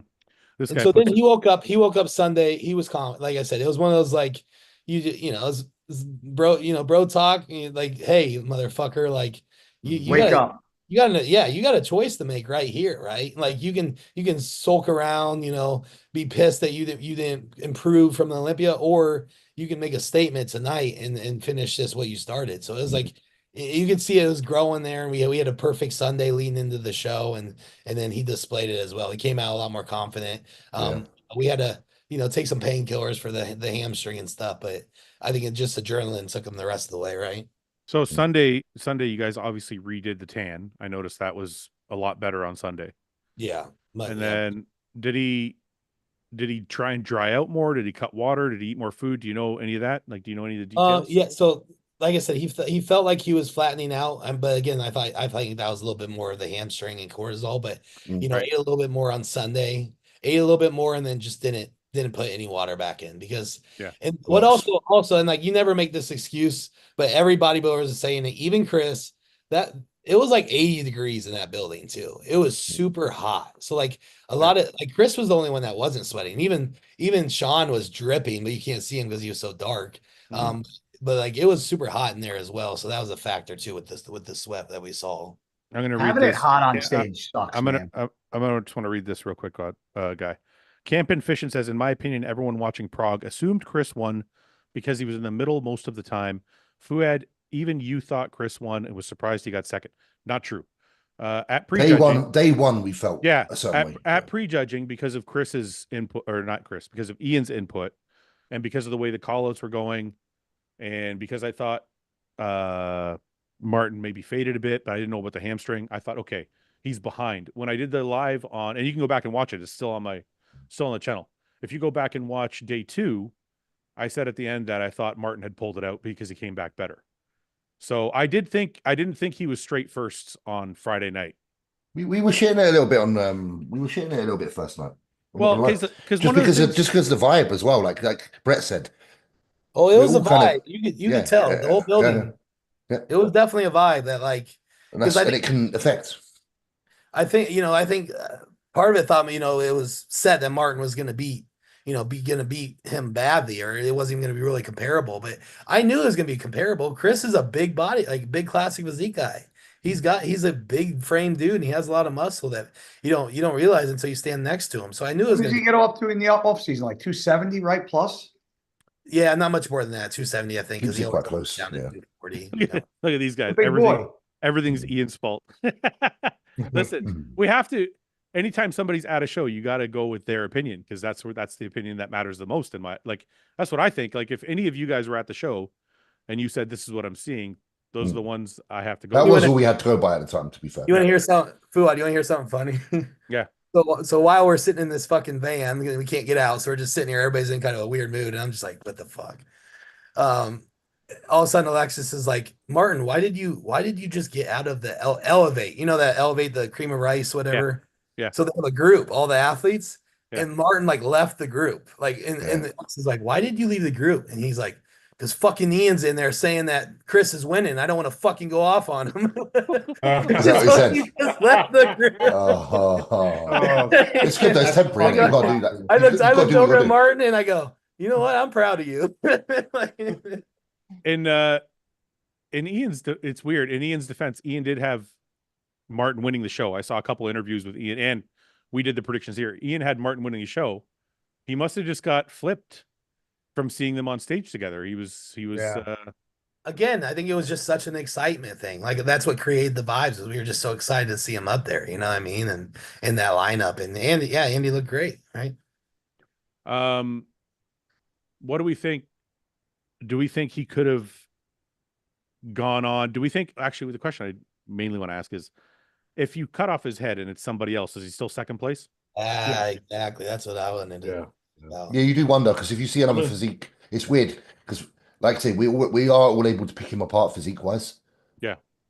And when we've seen other bodybuilders, like if you really go body part for body part, and you look at even the guy that was in fourth place, the guy that was pilled, Mike, what was his name? Mathias. Yeah, you could like start doing like comparisons, like and all sorts, and start thinking maybe this is better on him than him. But there is, like, say, it's like we said that in that day when we were prejudging, the whole package seems to just do something. Like But it's I wonder- weird how it but I- does that. But But if I you wonder- take in consideration the frame comment by Steve, then it does play. Then yeah, I would have. Yeah, No, I'm just asking you guys specifically. I'm not asking about the judging or anything. Samson, if you went in there and none of them had any heads, Yeah. and I'm not asking you to disparage anybody, but would it have been the same placings, or do you think I there would've was so thought much? because I think because when Chris walked out, he did jump out. Like it was kind of like, okay, his physique's He's all polished, like wasn't that prettiness took him quite a bit. But at the Right. same time, you saw Martin how muscular he was, and you saw Sean how much just crazy they looked. Right, So if it was ever gonna flip flop, I think it would probably be between Sean and Chris more than anything. right. But you know, as Steve said, the frame sort of made that difference in that part. But yeah, Chris did definitely jump out at you when he walked out. Did any of you guys have Chris in second? I did. Or not? Sorry, not Chris in second. Chris was second. Sean. Did any of you guys have Sean in second? I think it could have. Didn't. You know I what I don't mean? You think wouldn't, you wouldn't have. Yeah, you wouldn't have. If he No. was in second, you wouldn't have said anything Yes. I could have. Yeah, I mean, because he was so did. comparable to mine. I would have I did- understood. I would have understood. I didn't at the time, but if you said it now, I'd be like, okay, that kind of makes sense. Yeah. But also, if it was like, you also got to remember Sean's at a point where he's kind of like, judges are kind of judging him to his recent self too, though. You know what I mean? Yeah. Like, because Yeah. he's not the 220, he's not the 2022 Sean, right? Right. Like his legs are, his legs were still a Yeah. little downsized here, which I think he could get them back, but he dieted them off for the Olympia, so Yeah. he, Yeah, yeah. he was able to Thank you, fill Mark. back up his upper body more, which and I was lucky enough. I rolled around with Stefan, and I went, I checked in with Sean and saw him progress the days leading. And and one thing is like, he was just feeding him. He's like eat, and then you could just see him expanding. But it was just too late to get his legs to fill out that much, right? Because that's actually tissue that has came off. So Right. it's just, but then you got to think like these guys, especially Steve, they've seen Sean when he, pound for Backed pound out. might be one of the best bodybuilders on the planet ever, right? When you're Right. talking about pound for pound, that look at the Legion that one year he won, that was, one of the craziest looks. His Olympia wins. So now it's like you're, kind of we're running into why did Phil Heath lose to Sean Roden, and we can get into that if we want to, but it's like, did he lose to him or did he lose to himself, his previous best? So now you're getting judged a little differently. What was it like walking around with Stefan and getting him to see how he works with everybody? No, it's funny you say that because that's what I use that weekend to do. Because obviously, I don't have a coach right now, so it's like I'm gonna take this opportunity to truly, see him behind the scenes and see how he operates. And I have a friendship with Stefan, but I didn't really know him. I just know what Martin says about him as a coach. So it was cool to see just his passion for it, man. His, and then his professionalism and just his attention to detail, man. Like that, obviously the autism helps a little bit, but he's just so dialed in on everything with numbers, with and he's just so knowledgeable. Just loves bodybuilding. So it was fun to be around that for sure. So is that, well, first I want to ask, is that how does his mustache look right now? Oh, I'm glad you did that because he's rocking it really well. Those of you in the chat that don't know, Stefan lost a bet to me, and his mustache is the result of his loss in that bet. I want to see if I can fucking. He's lost 2 bets to you then. He's lost more than Yeah. 1 bet to you now. Yeah, He's well, failing. You're 2 up. He bet me that you wouldn't be top 5 Top 5. at the Arnold, so he lost know. that bet. And then he bet me that, what was the second bet he lost? That Wesley? No. What did he bet me? Well, Was it Andrew Jack? Yeah, that Andrew Jack would be top 3. Oh, And I said he wouldn't. And so he had to grow his mustache out. So let's take a beautiful look at this. Does he have a picture? You know here? how Chris could have got thicker if he took 1,400 mgs of Tren and 1,400 mgs of Masteron. Oh, we got to cover that guy. We're gonna go there right now. I just want to show this beautiful book. He looks good with that. It looks good on him. Oh no, he does. He's got the creeper look down. He shows it off. He'll put his face up. They'll give you like a good look at it and everything. He's proud of it. Oh shit! Wait. I haven't just said, James, where's your hostile tattoo? What did I lose? I lost a bet, didn't I? I got to get a tattoo. Yeah, I've got to do a tattoo. Yeah. Okay. Oh, yeah. All right. All right. Guy Cisternino posted this last week. He's ranting about something, but we won't listen. But oh yeah, this is the stack. Guy, do you want to explain this stack and why you have it? Yeah, so I had two guys that one is a head trainer at a chain, not a chain gym, but a gym that has more than one location in Jersey. And he's been asking me to like take a look at him. He's getting ready for nationals. He did a local show a couple weeks ago. So he finally hit me up last Monday. He's like, hey man, I really want to come and like get your opinion. So I was like, yeah. So he came down to my gym or to Gold's where I train like near my house. And I'm like looking at him and I'm just like, I goes, did you just compete? He's like, yeah, like a week and a half ago. I'm like, I go, dude, your body looks, you have like an odd film like all over you. I go, like you're hard, but like there's like this odd, like your body looks like it's exhausted. And I'm like, what are you taking? And he fucking, and I was like, wait a second. You're taking 700 fucking pro, 1,400 megs of Tren. 700 probe's not a lot. No. That was fine. It's a lot of oil. Yeah, but I was like, it's a lot of shots. Yeah. I was like, that's you're 7 taking fucking shots a week. 1,400 megs of Tren and 1,400 megs of Masteron. He's like, yeah. So my first reaction was like, did you ever watch like any Bro Chat episodes? I was like, we've talked about it on the podcast. Like Fouad and Ian said the most they've ever done was 7. I go, I think the most I ever said I did was 4. I was like, dude, 1,400. I go, you're almost at 3,000 with 2 compounds. They don't believe it. They don't believe us, guy. When we dude, and he looked at me dead and he was like, are you joking? I was like, bro, I called on the spot Jay and I go, hey, I'm going to read this cycle off to you and tell me what you think. I go, give me the first thing that comes to your mind. And he was like, yeah, he'll probably be dead in 2 weeks. I was like, okay. I wish. And then this coach also said he helped Bonac. So you know me, I fucking reached out to, I go, do you know this coach? And he goes, no fucking clue. And that guy never helped me. So this guy's going to these guys, telling them he knows top guys and their cycles, and I help Bonac. And yeah, and he gives them a cycle like this. And I'm like, this is why fucking A, the sport gets a bad rap. B, why people have fucking problems. C, why people fucking drop dead. And this is like your standard, like $100 a fucking month idiot coach that doesn't know what the fuck he's doing. Like that's dangerous. And I tell you 2 parts of it. One, his fault for taking it. Yes. Well, no, I was going to say, well, yeah, but that's kind of goes to what Steve Weinberger was saying yesterday, because I asked him about coaches nowadays and that. And Steve was saying that you have to ask questions. Like it's still your body. You're still in control. You can't just say yes to everything. And the second thing I was going to say is, I think you're overlooking the 2.5 milligrams of Letro. Yeah. No, that's insanity. That's what I said. That's the Letro. That's why I said straight away. That turns your soul off. You turn into a husk. You become, his estrogen non-emotional. God, 0. Yeah, Letro's horrible shit. James, and his cholesterol is probably destroyed. Yeah. Samson, what would happen if you took 1,400 milligrams of Tren? He was like, I'd be a 400. I'm only saying that because I know his aversion. Honestly, I'll be committing mass murder or something. Samson would be in jail tomorrow. Oh, dude, I just seriously. don't understand how, like, where he was putting it all, and I was like, dude, well, like, I can figure that part out. That's not hard. But I was like, I asked him, I said, bro, you feel okay? He's like, yeah. Oh, this is the best part. Why are you screaming? I don't know. Excited. He gets excited. Come on, guy. Breathe. Come on, guys. His coach was giving him 50 grams of carbs with the first meal. That's it. I go, so wait, you're underdoing things you should be overdoing, and you're overdoing things you should be underdoing. I'm like, that's great. He was getting enough calories from the gear. Yeah.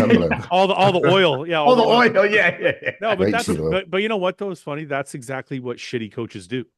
I've seen this for 20 years. Every coach I know that is a shit coach, but still has some decent success, it's because they overload the drugs on their athletes, and the drugs make up for the shitty diets. Yeah. Is the coach also the drug dealer? Oh, yeah, that's a 100%. big They one. always are. That was something that Yeah. I said to them because I go, are you getting like underdose gear and he's just making you buy a lot of it? And that was also, so people are asking me for I know the name, but I Don't say the name. I don't feel like that is appropriate for me to do because No. I got this from secondhand from a guy. Mhm. So I don't feel like even though the guys that I'm helping, they want me to blast them because they were so upset and so disgruntled that he lied to them. They Yeah. want me to fucking blast them, and I'm No, like, but guy, I think Guys, I don't know, man. I don't like the whole calling people out thing. But I didn't. What I do, I know you didn't. I think what I do think is valuable though is doing what we're doing now, which is telling, however many people are going to watch this video, 20, 30, 40,000 people, that this is fucking over the top. Like Big time. I know you guys think that we tell you doses and you think we're lying. They never listen. I know, and I'm not going to reiterate that because inevitably there's going to be like 50% of people who think we're full of shit. Even if you don't believe me about what I take, just trust all 5 of us that 1,400 milligrams is way fucking past the norm. Like way, way past the fucking norm. And then Letro, It's nasty stuff. you're not supposed to fucking even use Letro I don't unless even it's need like, it. if you had to, it'd be like the last week or 2 weeks before a show to fucking harden up. Yeah. Maybe Or if some you- guys use it if they have like a little bout of gyno they're trying to knock down. They'll use it for like 2 or 3 days in a row. You think Adex is bad? Jump on Netro and have fun with that. Good luck. This guy says Eh. calling him out could save people. Calling him out won't save people. Calling him out will ruin his life, which is, I'm sure some people want that. Calling out the shitty stack is what will save people. Yes. We don't Yeah, have so to. when they hit, if And they're then- told and that by then I anyone, got even they one can go, better "No." for you. This is another coach. There was a guy that competed in there was a Masters Pro show. This guy was a pro. 67 years old. Okay. And I told him I didn't think it's a good idea for him to be competing at 67. I gave him my own personal, Mhm. thoughts morally, but that was nor here nor there. This guy, he goes, hey, can you look at what this guy has me do? And I'm like, sure. 67. The guy wanted him on 600 mgs of Tren a week. I'm like, dude, you are fucking 60. I go, I don't even like you doing any of this. Wait a minute, I'll go, Lukey. this guy thinks at 67, it's okay for you to take 600 mgs of Tren. I go, like, these guys should be like that guy that wrote that cycle, that guy that told a 67-year-old to go on fucking Tren, guys that take coaches that tell their fucking people to take DMP should be thrown in jail. It's insane. This guy, Lukey Dookie, says they have to be worried about defamation suits. It's not defamation if it's true. Yes, But we're not calling him out because of defamation. We just don't.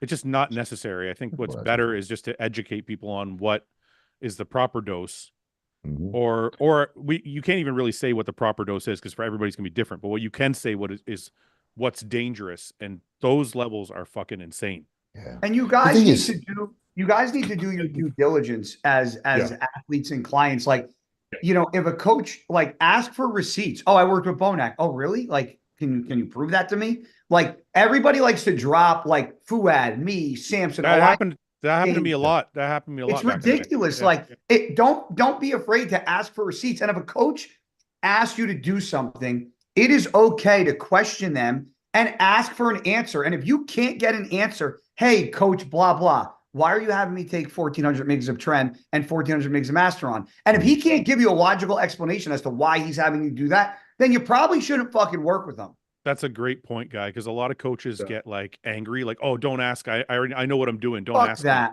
Me. It's like if your coach can't explain to you what's going on, then they don't know they don't know why, which is a problem. Do you know, Trenbolone is some strong shit, dude. Sorry, Samson, you go, mate. Go ahead, Samson. Like athletes, we really, everybody, not just athletes, anybody, we really got to come to the point of actually taking our own control of our own stuff and just not taking the word for it because it's getting insane and it's getting ridiculous where you have a guy that, because coaching is not like you get a degree or you go get studies or you get proof or certificate and it's anybody. And they just tell you got to do this and you just follow it. It's your body, man. You got to take responsibility enough to ask question, why? Wait. Okay, what was the reason behind this? And until that happens, yeah. Samson, this guy happening like this. This guy says, guys, there will always be secrets that's the reality. So you can't just say we're telling you everything, since everyone knows a top competitor wouldn't. One sec, everyone knows a top competitor wouldn't reveal everything. It's logical. That's not true. Wait. Then he goes on to say, You have to give guys realistic ranges and educate the whole spectrum. Okay, so I'm just going to say this. At some point or other, every single one of us on this podcast has given a range of what we've done. Yeah. So when it comes to trend, like Guy said, we've done podcasts where Guy was like, his max is 400. Yeah. Max I've done is 700. We have told people till we're blue in the face, this is the most test I've done. This is the most trend I've done. This is the GH I do. People think we're lying. So the reason we're not giving ranges is because nobody fucking listens. So all we can say is that stack is crazy. And also the highest range of some of the things we've done hasn't even been the best. That's true. That's true. I can tell you 2022, third at the UK Arnold by an Andrew and another Patrick, and then won the Tsunami 2 weeks later. Me and JP, he had me literally doing 10 milligram of Trenbolone a day. Literally 10 milligram. Yeah. Because he was just trying some funky shit. And I kid you not, the amount of change even from that, I think we bumped it up to like 15 to 20 milligram a day tops. So what's that over the course of a week? And I've done more trend than that before and it didn't yield better results. So just saying this, even the ranges we're talking about, like, the most guys done is whatever, 400. That's not even necessarily the best he ever fucking looked. So don't even go top end just because it sounds good. Samson, I don't know. Samson, I don't know how much you want to divulge. I do want to say this though, Samson. I think I don't know if you mind me. He doesn't have to. He's good to keep it on. You were guided this year. Like you had guided optimization this year with Merrick. Yeah. So you weren't just doing like, hey, traditionally guys do 400 to 600 milligrams of trend, or traditionally guys do 1,000 milligrams test. You were basing your protocols on Merrick's guided optimization through their blood work. And because from what you told me, you found that everything was a lot less. A lot less. Because I'm hypersensitive to everything, right? Like extremely so. So where just like everybody else, you kind of come along you've heard through the grapevine that you're supposed to do this and do that and do this. You've never questioned it because that's what you've heard, and you've done that through your whole career. So this year was the first year where you had somebody do my blood work and say, okay, right, all these stuff is off. So you gotta cut these things out. And the more we did that, and the more we took a lot of it out because it was just driving me bonkers, the better I looked and the better the results came. Right. And it was shocking how low and how little was the most efficient dose compared to everything else, that my jaw dropped. I was like, holy crap, and how well you feel from it. And he explained a lot of the feelings and a lot of where I can't stand, things I can't stand by myself in prep, the aggression, the mood swings, everything, all that went out the window immediately.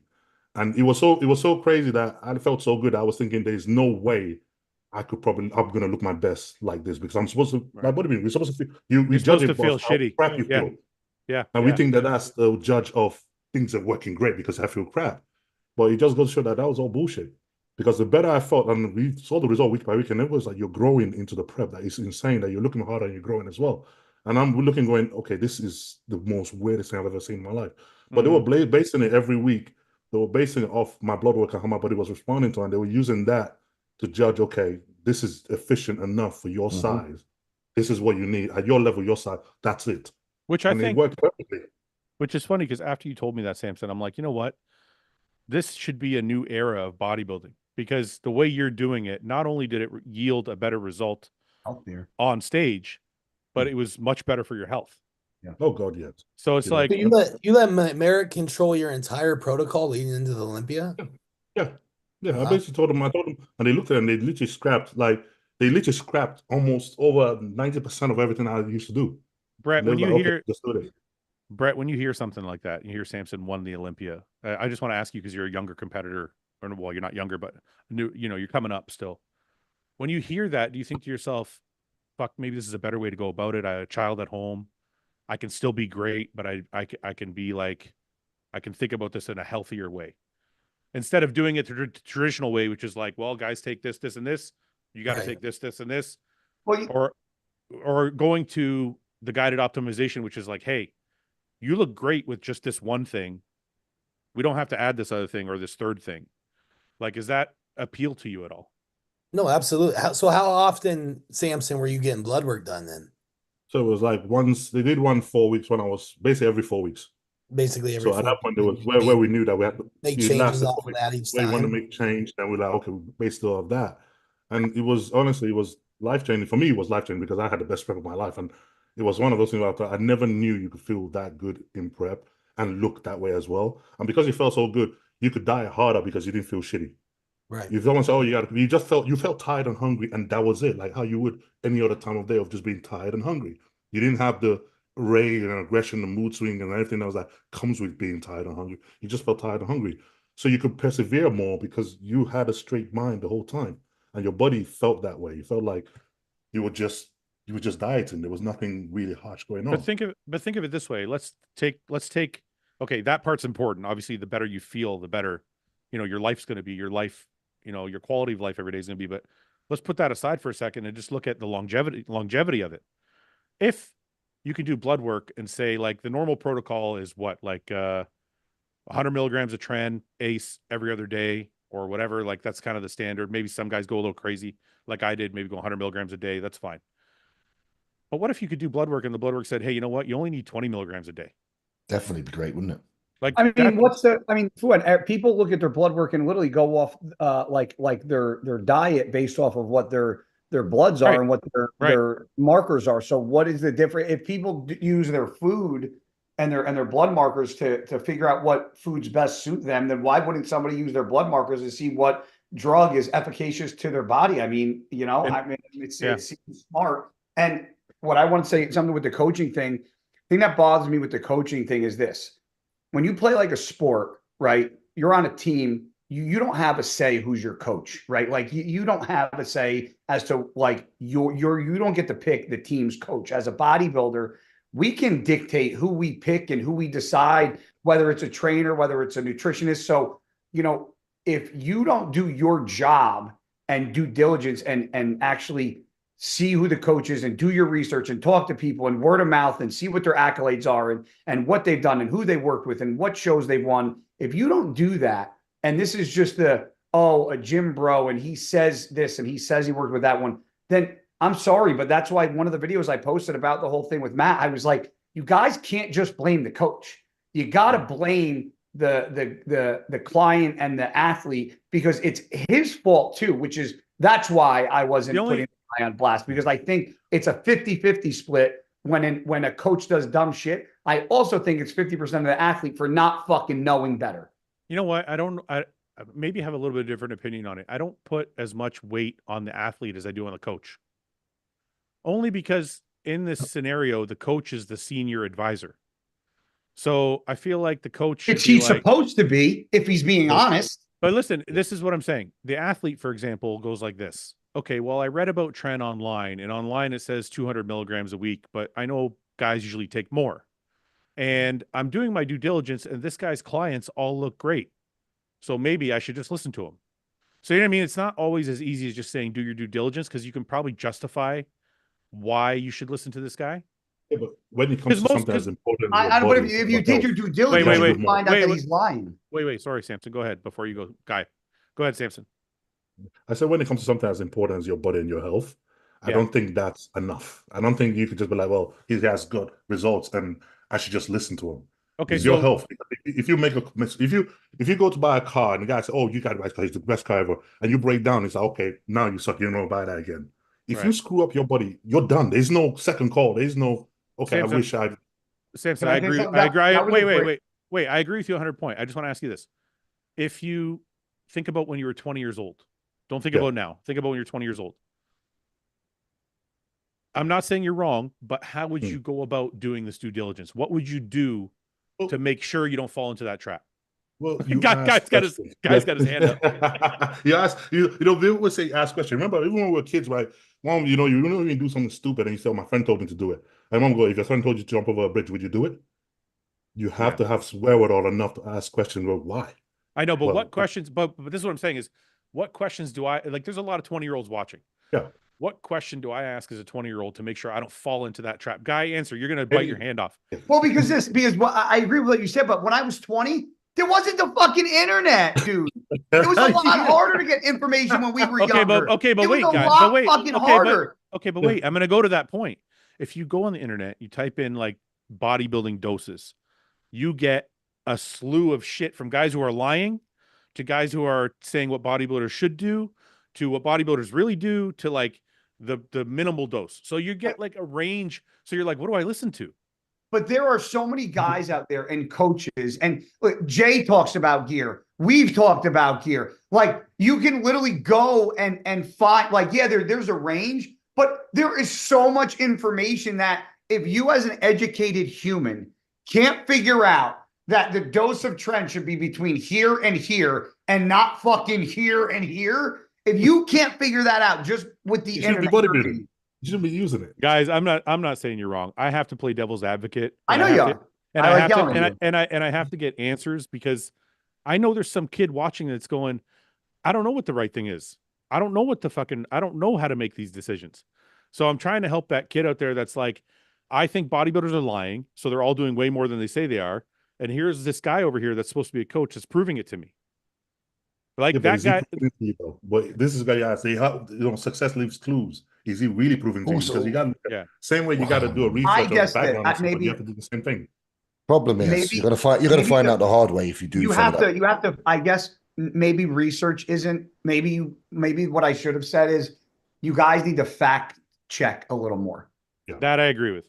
James, Instead of say, I shouldn't have said do research, but coaches are always going to say things. And like Fouad, like we always bust your ball. Like, did that really happen? Like, I can show you. Like, if you want me to call so and so, or like just fact check a little more, because a lot of coaches will say anything to get fucking most coaches, like the guys that aren't Hani or aren't Chris or aren't, a lot of them are doing it because they don't want to work a job and they want to sit home and not really fucking make money. So the easiest way of making money is doing bullshit diets for $100, $200 because it's middle of the road. It's cheap. Everybody will pay for it. And it's not, you don't need any insurance to write somebody a diet and collect $500. Just use AI instead and then put them all out of business. This guy just said, just pinned 1,400 milligrams of trend because Guy gave us that cycle. Thanks, Guy. James, you were going to say something. Sorry. Go to guyscisternino.com. No, I was just saying that I was just blabbering on really, just saying you'll find out the hard way if you end up doing the wrong, if you end up pushing things too hard. You're dead. That's James, it really. Yeah. James, how did you know when you were 20 years old what to do?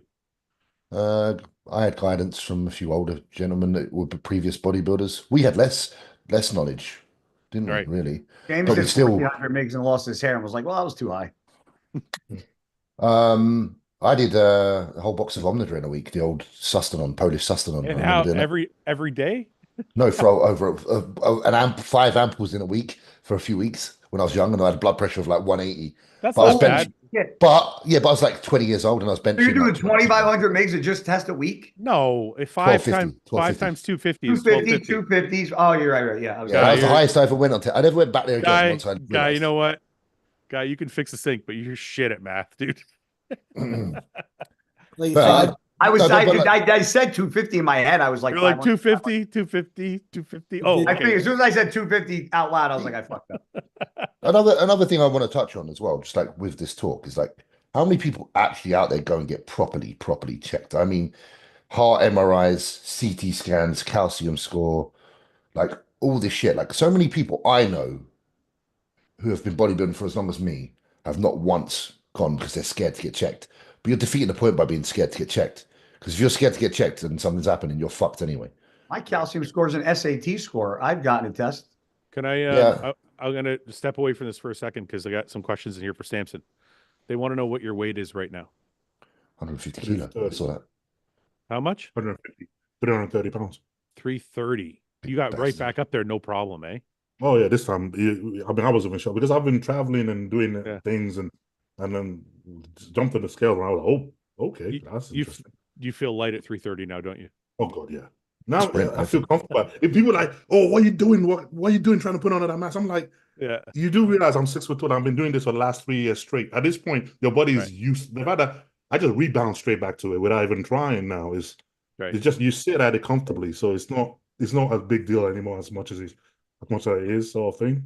Samson, I asked Steve Weinberger yesterday if he thought there was a legacy bodybuilder, a legacy Olympian in our midst. Samson, sure. And he said no, but he said you could be. Everybody's close. So I think I want to ask you, Samson, what do you think you need to work on this year? Are you trying to get to like, are you going to try and get to 350? Are you trying to get Oh bigger? God, Like, no. Even this, I was even surprised I got to this because obviously I went to the Arnold, so I was just Oh, surprised that's I right. even That's right. yeah, but I was even surprised I even rebounded to this. It just happened so quickly and so fast this time without like effort. I was actually more shocked about that than anything. Yeah. And you know what? It's like the same thing we just always do. We just repeat it. We just try to improve on everything every year. Just same thing, keep improving as much as we can on everything that we have that we want to make better. That's just But it. do you want to get bigger, or do you just want to like refine your Oh, physique? I haven't been wanting to get bigger for the last 3 years. Everybody seems to look. I go to the gym, I train, I grow. That's it. I'm not trying to get. It was oh, you keep trying to put on size. I'm like, man, you go to the gym, you break down tissue, and your body is good at repairing tissue. You're gonna get bigger. Right. You don't necessarily trying to be like, okay, I'm gonna eat this much food and grow. I'm eating the same size meal I was eating like 3 years ago. I haven't tried to push anything. How many calories do you roughly eat? Do you know? I think now it's like 4,500 calories at my highest. Mate, how the fuck? That's not even a lot. You're It's not, you're it's, but that's you're what a I'm saying. Like, it specimen. just happens now. You're a specimen, lad. An Yeah. absolute specimen. Yeah. That's Fuck. you know what? You know why people are saying what they're saying to you, Samson? Because Yeah. most guys are doing exactly what you're saying you're not doing. Most guys are trying to eat 5, 6, 7,000 calories a day, and they're trying to put on muscle every off season. Don't get no more. So that's why when you say I'm not doing anything, they don't understand because they're like, that's what I'm doing every fucking year because I'm trying to get bigger. Yeah, but I also but think people I've done don't. that I before think in the past. I still think people make a lot of the same dumb decisions. Like my buddy the other day, we went to the grocery store and he was talking about protein. And I said, Cutler said this to me once. Nobody ever got big off a protein shake. Meaning like protein isn't always the Thank king. you. Like Thank you gotta really sometimes Yes. it's not just Eat protein, food. add the carbs in, add the focus on carbs Also, and solid other stuff. Like protein. Like everybody's Samson so Solid, like yeah. 6 ounces of proteins, gotta go to 8, gotta go to 10, gotta go to 12, gotta go to 14. Maybe instead of a cup of rice, you should do 2. And maybe instead of a tablespoon of peanut butter, you should do 2. And maybe instead of 8 ounces of potato, you should do 10. And like maybe it's not all about protein. Maybe it's more about protein, but like carbs and fat too. Well, it depends on the size of the athlete, though, guy. It depends on the size of the athlete. Like, well, the reason I say that is this: if you took somebody like Brett, James, Samson, right, they're not going to keep increasing their protein to put on more calories because there's a certain point where it's overkill. But if you're talking about a beginner who's eating 4 ounces of protein and you say, hey, maybe you should go to 6, that's not bad advice. No. I'm talking about when people that are seasoned bodybuilders. When you've reached a certain point, Yes. your extra calories are going to come from carbs and fats and all. You're not going to keep on raising the level on protein. An example of that is like so someone like me is like I'll have a diet of exactly 5,000 and my weight sticks, doesn't go up or doesn't go down. Samson on 4,700 whatever can still get bigger. I'm like, man, I wish my body did that. I mean, Samson's at a great spot where he doesn't need more. You're not killing digestion either. That's the good thing about that. You're not killing your digestion. Yeah. And if Samson can maintain 330, getting 4,500 calories in and look like that, I mean, and you guys have heard me say it, Samson, if he just works on that, like you have the perfect car, it has everything on it. All you got to do is make sure that polish and fucking the paint looks good on the outside. Like if Samson, in my eyes, had a little bit wider back double bicep and just refined some areas, glutes, get a little harder in the hams, like bring out those thick, deep lines in his legs, he could be there for fucking years in my eyes. Yeah, Samson, what is it? I know you travel pretty well when you're eating and trying to get all your meals in, and now you have the Arnold coming up. What's it like being Mr. Olympia and living the Mr. Olympia life, traveling the world and still trying to like manage being a bodybuilder? It's crazy, honestly. I gotta say that it is harder. It's a lot harder than I thought it would be. Yeah. But it's fun in a good way. But it is like, honestly, it's not when we did the Arnold, you got busy afterwards. Like, okay, but then after a while, you quiet down. Like after a month or so, you kind of quiet down. It doesn't. You really doesn't. Yeah. Your phone does not stop ringing. You don't stop getting go. At some point, you have to have to stop picking up your phone and answer messages, or else you just won't be able to. Like now, when I go to train, I have to now say, okay, I got to put my phone completely away from me because you got to get a bat phone, bro. You got, honestly, I'm walking around 2 phones and stuff like that because you're literally on call or something all the time. There's always something up all the time, so you're trying to obviously make sure that you don't get sidetracked from the main goal, which is obviously eating your meal and training. And that has to still always be priority no matter what. Even though you have other things going, you still have to prioritize that even when things get that much more busier and that much more crazier. So you got to remember something, Samson, when it gets hard and like that, just take a step back and realize you are one of a handful of motherfuckers that get to fucking say, I am Mr. Olympia. Yeah. So, and it's probably going to get annoying at times and drive you nuts. But at the end of the day, you're living a fucking dream for a lot of Samson, people. you're in a different room than Remember that, everybody. man. We don't. It's I'm awesome. not even the word. You're on a different planet. Like, we're lucky to have you in this chat, to be honest. Samson, can I ask you a question? So over the course of traveling, you've been to a whole bunch of different countries in the last like 2 months or whatever since you won. Yeah. How many meals have you missed in that time? If you could gauge, if you could guess. Because you had to have missed some. You can't be perfect in all this travel, can you? Two? I don't miss meals. Look, James. I mean, because I go, look, this is because I got Mel. I believe you. It's great. If it was me, I would have been all over the place. I'll be a mess. It's all because I'm a Mel. Like, if we leave in the house today, it doesn't matter if I'm going for an hour or 2 hours. It's 4 Tupperware ready. 3 or 4 meals for half the day with me. She's like, okay, here's your meal for it. She plans. I hope Yannika's fucking watching. Well. You know, she plans. Hey, Samson, send her a message now. Fucking hell. Samson, would you say? Yeah. Samson, would you say she does that well? Samson, would you say aside from her coaching you, would you say Mel is 50% of the reason you're Mr. Olympia? Yes.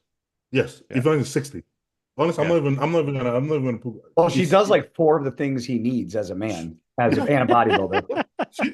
She literally cooks his food. She does all the hard parts. She does, and I do the fun bits. And honestly, there's no way to put it, and I know that, so I'm not even gonna try to like sugarcoat or buttercoat it. That's what it is, and she plans very well. She always makes our schedule bang on. She knows I'm going to be in the gym. I need to be in the gym. I need to eat this times. Even when we're actively doing something, I'm completely forgetting. She looks at them and goes, "Oh, you got to eat." It says something about her to do everything and put you as a forefront in everything, and like you're in the limelight, you're in the spotlight. Says something for her character to do everything she does and like kind of go and she's forward and she steps back. I think it's awesome. She just wants you to be the best you can be, and she knows you can be the best. And that is such an important thing.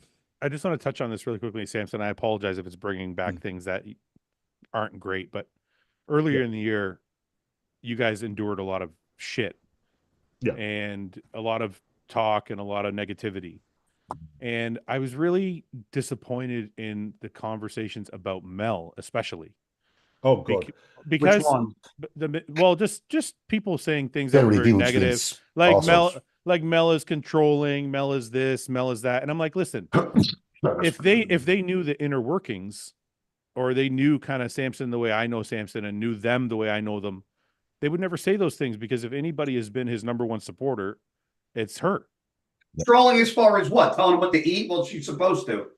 No, but not even before the coaching. Even when he had other coaches, she was the one there.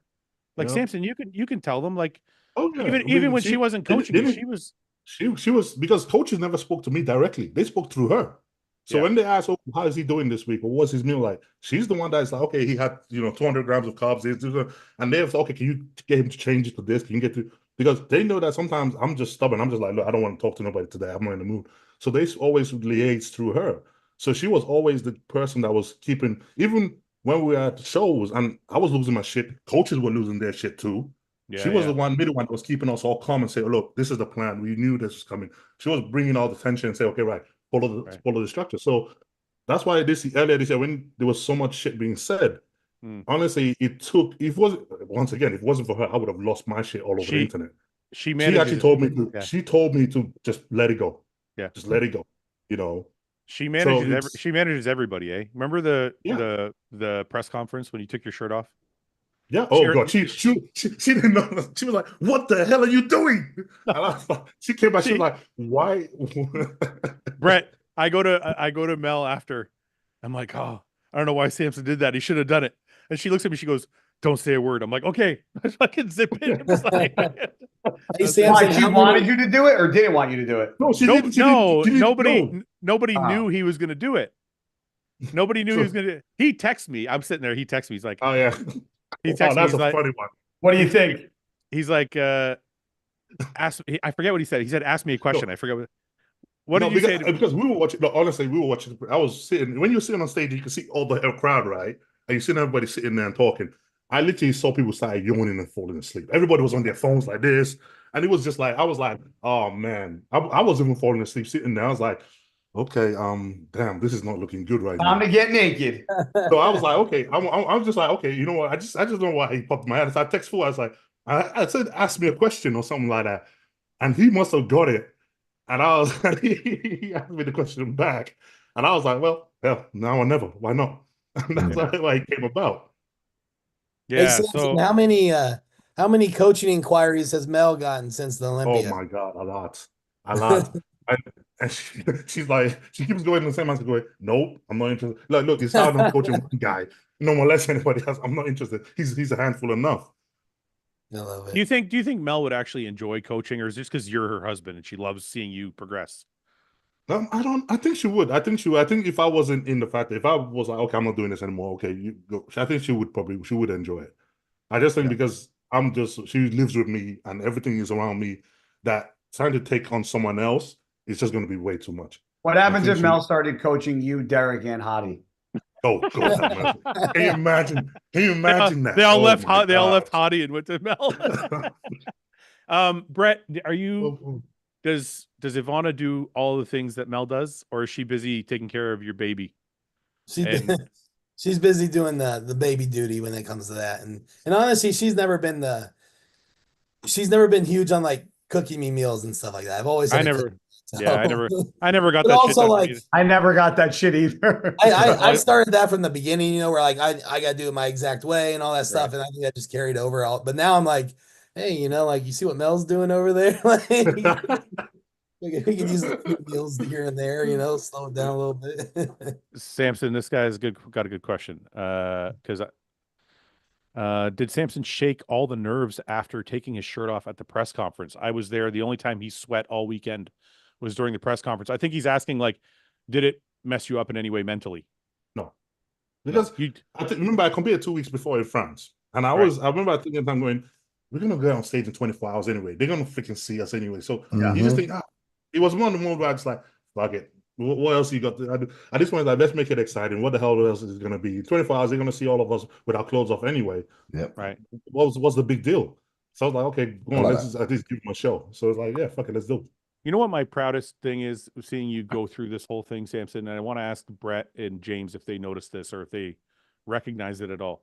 There came a point in your career, Samson, like within the last year, maybe earlier, I don't know, where you just decided not to give a fuck anymore what anybody said.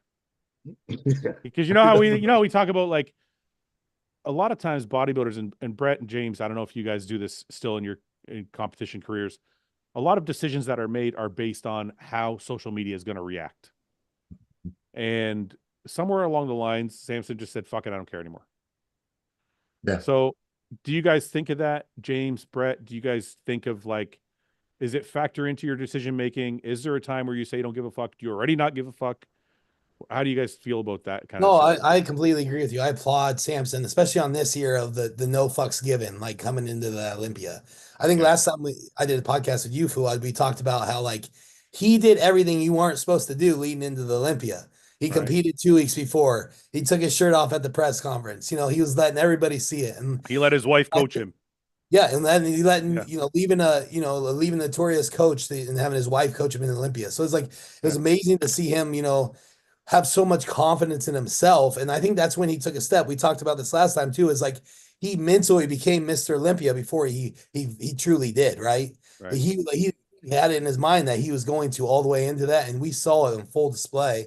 And to see it come to fruition like that was beautiful, right? So saw somebody that loves bodybuilding more than anybody, in this world, probably that couple. And then just to see him, how he handled himself and the confidence displayed, and then to show out, he showed up. And like when he first came out, and he hit the crew, came out like this. It's like, Lee Haney. That's it right there, bro. Like you knew right away, like this motherfucker's on a different level today. So it's like and I think he's probably never going to talk about it, but a lot of it is fuel from what we talked about the past, what happened earlier in the year. you know, with the Yeah, coaching shit and everything, it was fuel that you kept inside of you. You didn't display it on the internet. You didn't talk shit. You just believed in yourself and you had the support system and you showed it. You know when I knew that, when I knew that situation, Brett? Samson came down for, I forget what appearance. It might have been Detroit. I think it might have been Detroit, and he was staying at my house. Yeah. And I said, Samson, we gonna get a pizza tonight? He goes, no, no pizza for me. I'm like, what the fuck? I'm like, this guy's different. I'm like, this guy's different this year for sure. Because it was like the year before. I'm like, we getting pizza? He's like, yeah. So we got 3 different pizzas to try, like different places. And we sat there and fucking pigged out. This year he's like, no fucking. He ate his meals. I was like, this guy is. He's angry, and I'm like, it's not good for everybody else. I think once you realize that the only thing social media did was give people a place to go and bitch, brag, and complain. Yeah. Yeah. So once you realize none of that matters, and you just do shit you want to do to make you happy, your perspective is it changes, man. You're right about that, guy. But sometimes social media can be so overwhelming that people don't want to deal with it, so they'd rather. Yeah. Go ahead, James. Sorry. That's what I allowed to happen to me once I got bigger contracts and stuff. Well, knock it off. Yeah. So, like I remember my young bodybuilding self was pretty fucking militant, like with that. Right. I never really paid attention to anyone's opinion of me. I knew people didn't think I was very good. It was like, it is what it is. But I was really good at like just keeping myself to myself and just cracking on. And from watching Samson do what he's done this year and whatnot, I definitely am currently in the process of trying to be that guy again. Yeah. Because nothing does really matter. People can count you out and it doesn't matter. It's actually so much better when they do count you out and you come back and then they're like, oh shit. So yeah, like I appreciate what Samson's kind of just done from a external standpoint for me, to seeing it happen. Because it's a reminder. Because I honestly see that was the way that I used to be, and I did start letting the voices be a bit too loud. Right. You know? Samson, this year you got to go back and people are like, can he repeat? Can he not repeat? So there's an added pressure. Like James is saying, my best showings were times when people thought I wasn't even going to be there. Like those were the times I did best because there was zero pressure. You don't have that luxury. Everybody knows you're coming. Everybody wants to see if you're going to win. Does that add an element to it that is harder to deal with, or are you taking it in stride? Just taking it, because I mean, honestly, it's I think sometimes it's like you guys said, like once you've been there and you've had a lot of noise, good and bad, after a while you have to learn to deal with it and just be like, okay, they're gonna stay, they're gonna talk. Like even when you said about see, I'm doing like this Prague show, I'm like, what's coming next. They're gonna all of a sudden come. You're like, yeah, okay, here we go. And you're like, yeah. And same thing, you go into the Arnold, you're like, they're gonna, you kind of like the system, it almost feels like it's just a merry-go-round where you know what's gonna be said. And when you sort of heard it all, good and bad, you're just like, yeah, fuck it, I'm just gonna do me, and they're gonna talk anyway. They're gonna say things. So same thing when you come into this year now, I'm like, what the talk is gonna be. Yeah. It's gonna be like, can he repeat? Can he do whatever? And you just keep doing what you're doing and be like, well, yeah, let's see. It's funny, Brett. Me and Samson were laughing about Martin kind of quieting everybody down. So Samson's going to buy Martin a Christmas gift, I think. As we were talking about how everybody's comparing Chris to Samson. Yeah. And we're like, okay, if Martin beats him, then we don't have to worry about it. So we're like, Samson owes Martin a little bit of a debt of gratitude. Yeah, we don't have to listen to that for the next year for sure. For handling. Have you taken like a step back and like actually enjoying this whole process? Because it's you only get the first time once, right? It's like even if you win a second or third of Mr. Olympia, the first one is always going to be the first. Like, have you actually stepped out of like and looked at it from a whole and see what you've accomplished and actually enjoying the process of it all? Let's say I did it once and I started crying. Yeah, and I was like, okay, you know what? I'm just gonna put my head down and carry on working because it scares me, because I know you've done it, but when I step back and I look at how much I've looked at this being not even being Mr. Olympia, just being here, being able to do this and bodybuilding and being on Olympia state, it was already way bigger than I ever thought I would do. So when you don't win one, you take a chance to stand back. And I think the fear for me is if I look at it and I see it too glamorously and I'm like, oh my God, I will start to panic. And then I think I will start to fear going on stage. I will start to fear doing what I love doing because I'm just fear of, it's all going to fall apart and it's all going to get, lost or something like that. I think But it's the His- same. Sorry, guy. It's the same. You know what? That's the same. Remember after the Arnold, I think me and you were talking privately, either backstage or maybe it was at IHOP. I can't remember. But I leaned over. I leaned over and I was like, Oh, I like it. nobody can ever take this from you. And Yeah. it's the same. It's the same kind of thing. It's like once that's it. There's Yeah. nothing. Even if you fuck the next 10 shows in a row, it doesn't matter. You're going to be Mr. Olympia Oh, yeah. forever. Yeah. Yeah. Is it It was different being? amazing, man. Is it different being the chaser than being the one that's being chased? Yes. I can already tell right now. All of a sudden, You didn't even let me finish Your getting mindset it out. already changes. It's very weird. It's the weirdest thing you've ever seen in your life. Your mindset, because every single time, like, you're okay, what do you got to do to get better? What do you got to do to beat the next guy? What do you got to do to catch up? You're always thinking about, like, okay, what's next? What's next? You got to catch up. Then when you're here, all of a sudden you're like, oh shit, everybody's behind me. They're coming. So all of a sudden now you're feeling like you're defending something, and it's for some reason you're more sensitive to everything, and it's like you watch Steven compete this weekend, and also you're like, okay, right. All right, get ready, man. You're going to be able to battle this guy next year. Get ready. I'm like, wait, hold on. Wait. The show hasn't even ended yet. But all of a sudden, your mindset has just switched like into this, okay, get ready now. They're coming for you. Yeah. Now you got to get ready. And it's like, wait, what? Like, when did this happen? And I think you noticed that very quickly. Another question building from that. So now that you are Mr. Olympia, right? You know, we have a year ahead of us before the next competition. Well, I don't know about you. Obviously, you're doing the Arnold stuff, but looking forward towards the year ahead, are you planning it differently? Meaning, like, do you feel like you need to do more things as Mr. Olympia, like more appearances, anything like that? Or like, 'cause usually you just be like, oh, I just need to get back in the gym because I got to beat Hottie and Derek or whatever, like it was previously, right? I need to be better in the gym. But now it's like, hey, I have a role to fulfill as the face of bodybuilding. How has that changed your preparations for this year? I mean, we travel a lot anyway through the year. So I always know that, okay, and then you just know that as being a you're probably going to have to do more of it, which we sort of plan for. And I think that's why you kind of like, you put in plans into place to help you be able to do that. Like, okay, you got to be more set on your schedule. You got to be more precise and more time driven on exactly when you want to fit everything in. You got to have a point where you got to cut everything off and say, from this point to that point, I can't travel anymore. That's it. Well, and you got to learn how to say no. Yeah. And this is another big one. Like, you got just like, no, I can't do that. That's it. You know. Yeah. So you almost being something where you can, before you can be like, yeah, I suppose we can do it. Or yeah, I'll probably be able to get this meal at this time. Now you have to be a lot more dead on with it and say, okay, no, it has to be bang on this time. Everything has to be stop here. Everything has to go here. So you just have to be a lot more stricter with your planning, basically. James and Brett, somebody asked earlier when you guys are competing next. Wait a minute, the person asked it 3,000 times. Or no.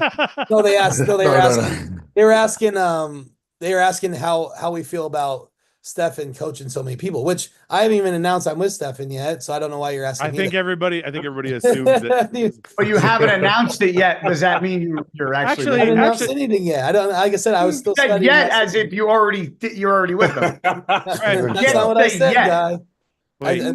But I will answer that one because, like, yes, that, like, honestly, that, like, when I'm thinking right now, that is a concern. The guy, you know, he's coaching, 15 other, Regan, James, Martin, fucking, he's coaching everybody. It keeps guys you don't even realize, so it is. But that's why I wanted to follow him around, because I wanted to see if he has that ability to, keep up with that load work and then see how he operates, with his check-in system, things like that. And he does. He's able to do it. He's been doing it.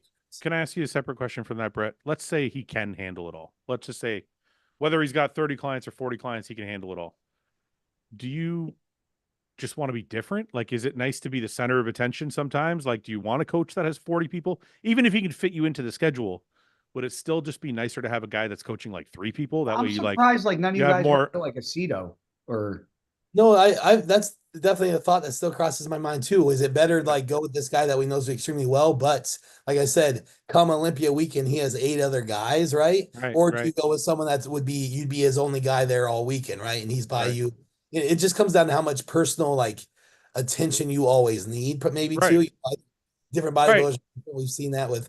I'm not somebody that needs a shit ton of like someone on top. We saw that last year, with Matt's situation. Obviously, he was lacking on things, but it didn't affect me because I don't need that constant, that constant feedback. You have a good level of knowledge yourself as well. So Brett, I've had coaches that had other people in big shows, and I'm I was okay with it because I was never left to my own devices. Like I always got everything I needed. But at the same time, would it be nice to have somebody that, yeah, you got your time slot of 10 minutes or whatever with this person, but would it be nicer to have somebody who's like,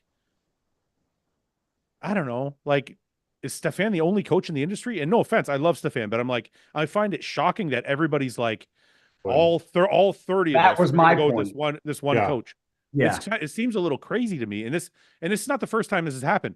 Anytime a coach has some winning people, everybody goes there, and then inevitably, because so many people went there, things start to get messed up, and then people start to go somewhere else again.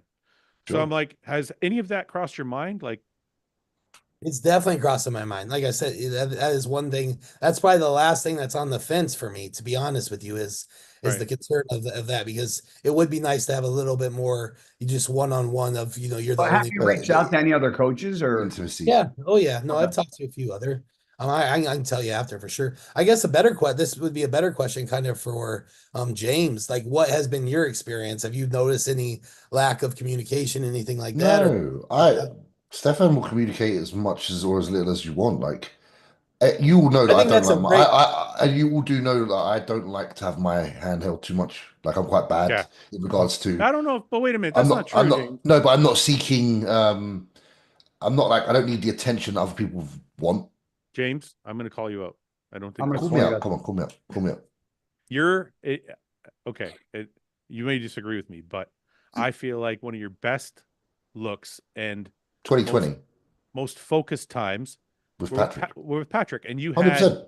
and he was like, you guys were very close, so it wasn't necessarily like, and I'm not saying you needed your hand held, but I think Hmm. because your relationship was good, it made you better. Would you agree For with that or no? sure.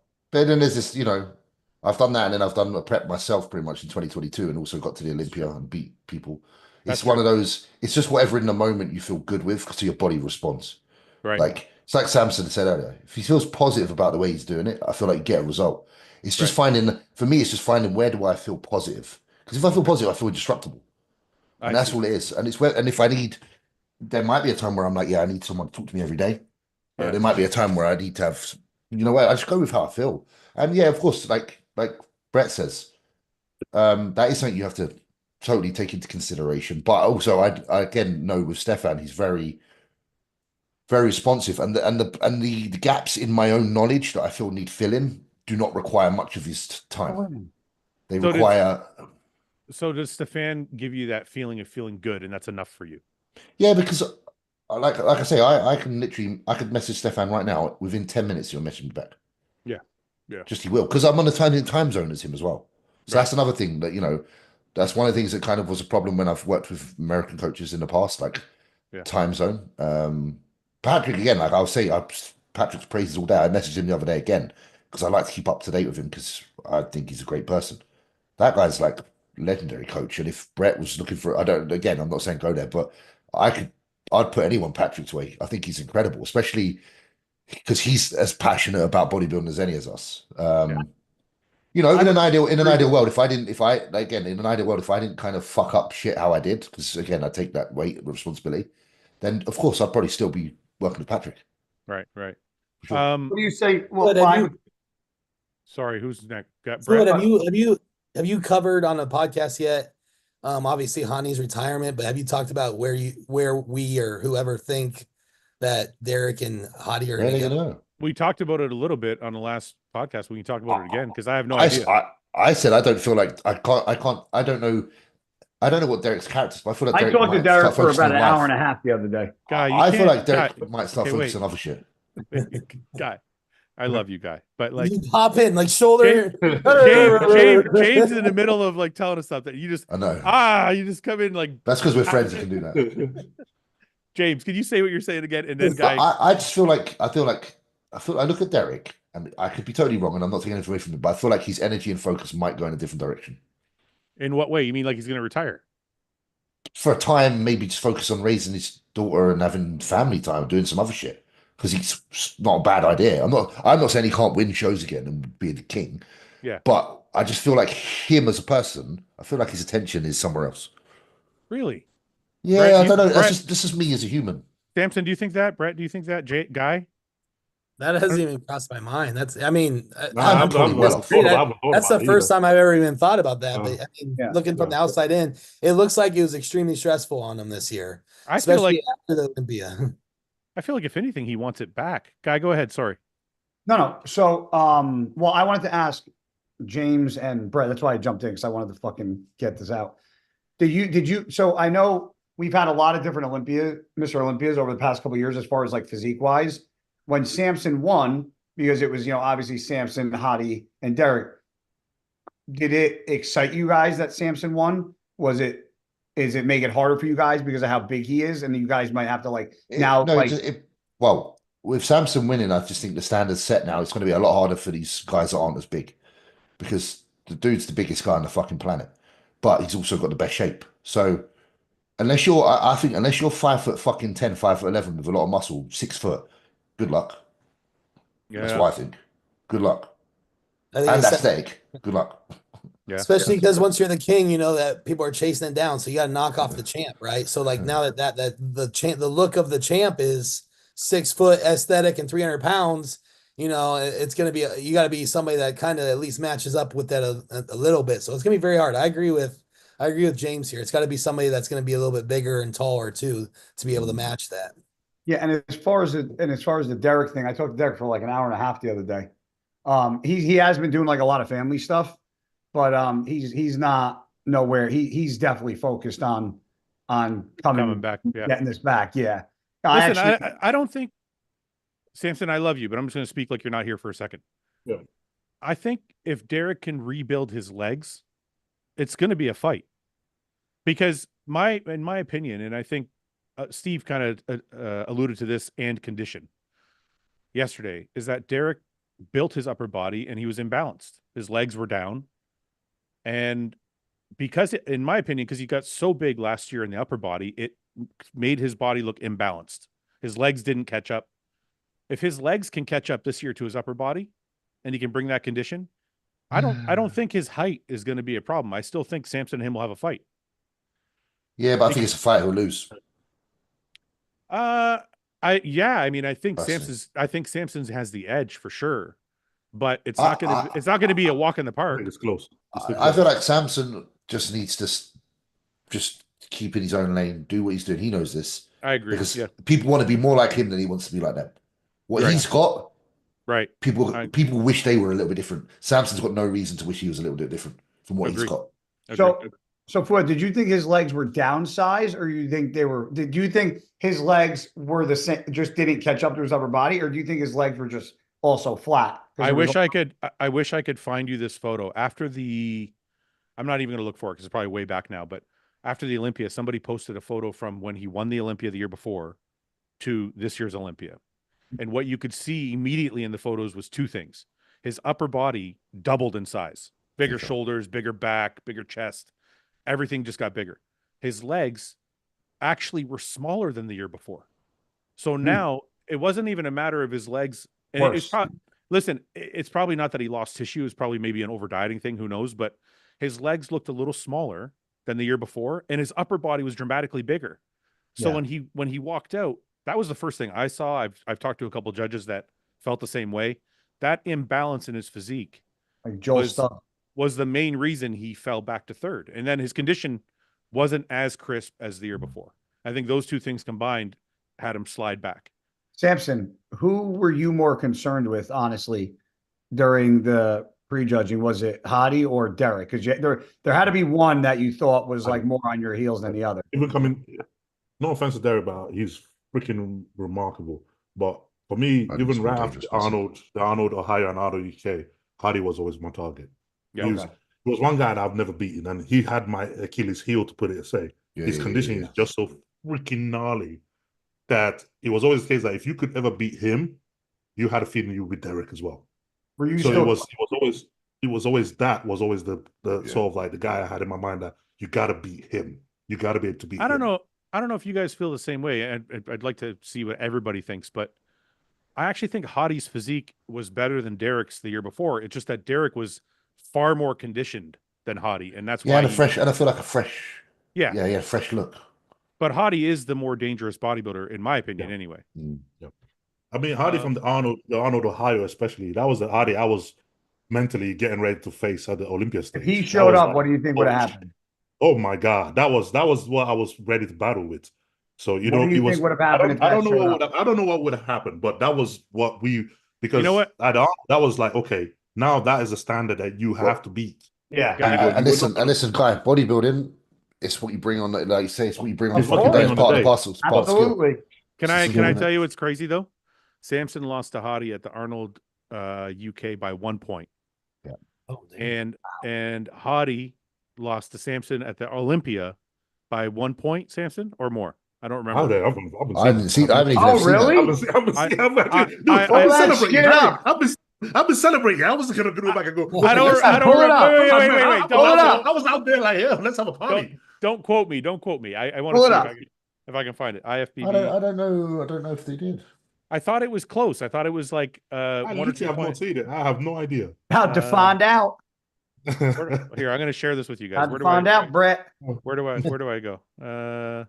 So, Guy, real quick, while he's finding this, who do you think Derek's going to work with, and who do you think? I think the one that's going to be really difficult to figure out is who's Hottie going to work out So with. I'll say this. As soon as I saw that Hani retired, without even saying anything to Derek, I just sent him Chris's number, and I was like, in case you're interested. The thing that I think is going to be hard with Hottie is that Hani gave him a lot of attention, like helped him with his visa and getting over here and interpreting, and like just was like, it's going to be difficult. Wait. For Hottie to find somebody that close, Guys, and do all the things that Hani did for him. I got it right here. It's a 3-point difference. So they tied on prejudge. Prejudging. And Samson had Wow. Samson split the judges in finals. You went into sixth gear. And then Derek was a straight third. Wow. Yeah. So it was close. So what I'm saying is, like, Samson looked his best and beat Hottie, but I don't think Hottie was his best. And then Hottie was his best at the Arnold's. But Samson wasn't his best. So they're kind of like they have yet to compete against each other at their absolute best. Yeah. It's like it's fucking Clash of the Titans this year, son. Yeah. Oh. I wonder, does anybody know how old Hottie is though? Like, is he going to be able to come back? I think he's similar 38, age to you, isn't 39. he? Samson's similar age to you, isn't he? You two are quite I think similar. he's similar age to me. I think he's similar age. Alexa, how old is Hottie Chopin? Alexa, you're such an idiot. I managed to find information that Pardeep Chauhan's 54 years old. Alexa, Yeah, maybe Damn, not. he looks good. I need some of that GH. This guy says Martin is going to be Samson's biggest rival for the And I will say, before you answer that, Samson, I will say this guy might be right, because when Steve and me were talking yesterday, he said that, first of all, he said Hunter, he could have saw Hunter in the top 3 on the Friday night if he didn't fade. And then he said he could have saw Martin as high as second in some poses. So I thought Hunter went backwards that night on Saturday. You know what? You know what? It felt good to me. This is my own personal fucking ego, but it felt good to me to hear him say that he had Hunter in the top 3, because that's what I saw him. I'm like, when he first came out on Friday night, I'm like, Hunter looks fucking phenomenal. And I thought that on Friday, but not Saturday. No, Saturday he was definitely not the same. Yeah. He looked like a water buffalo on Saturday. So what do you think? I'm gonna put you on the spot right now, Samson, because he's obviously your hostile teammate and his best friend is on the show. What do you think about Martin? Is he gonna be a challenge? I already told him that.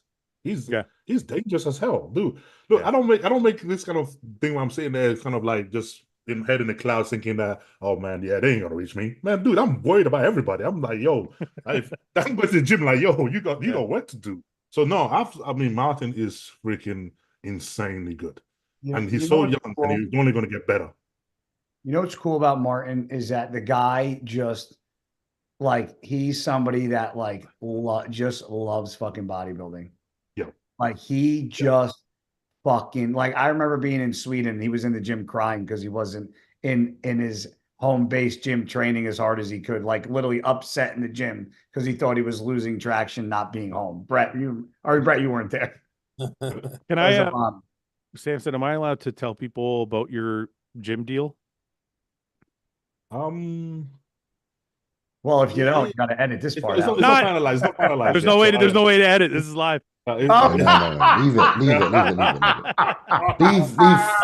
it. You still got to be finalized. Huh? It's not finalized yet.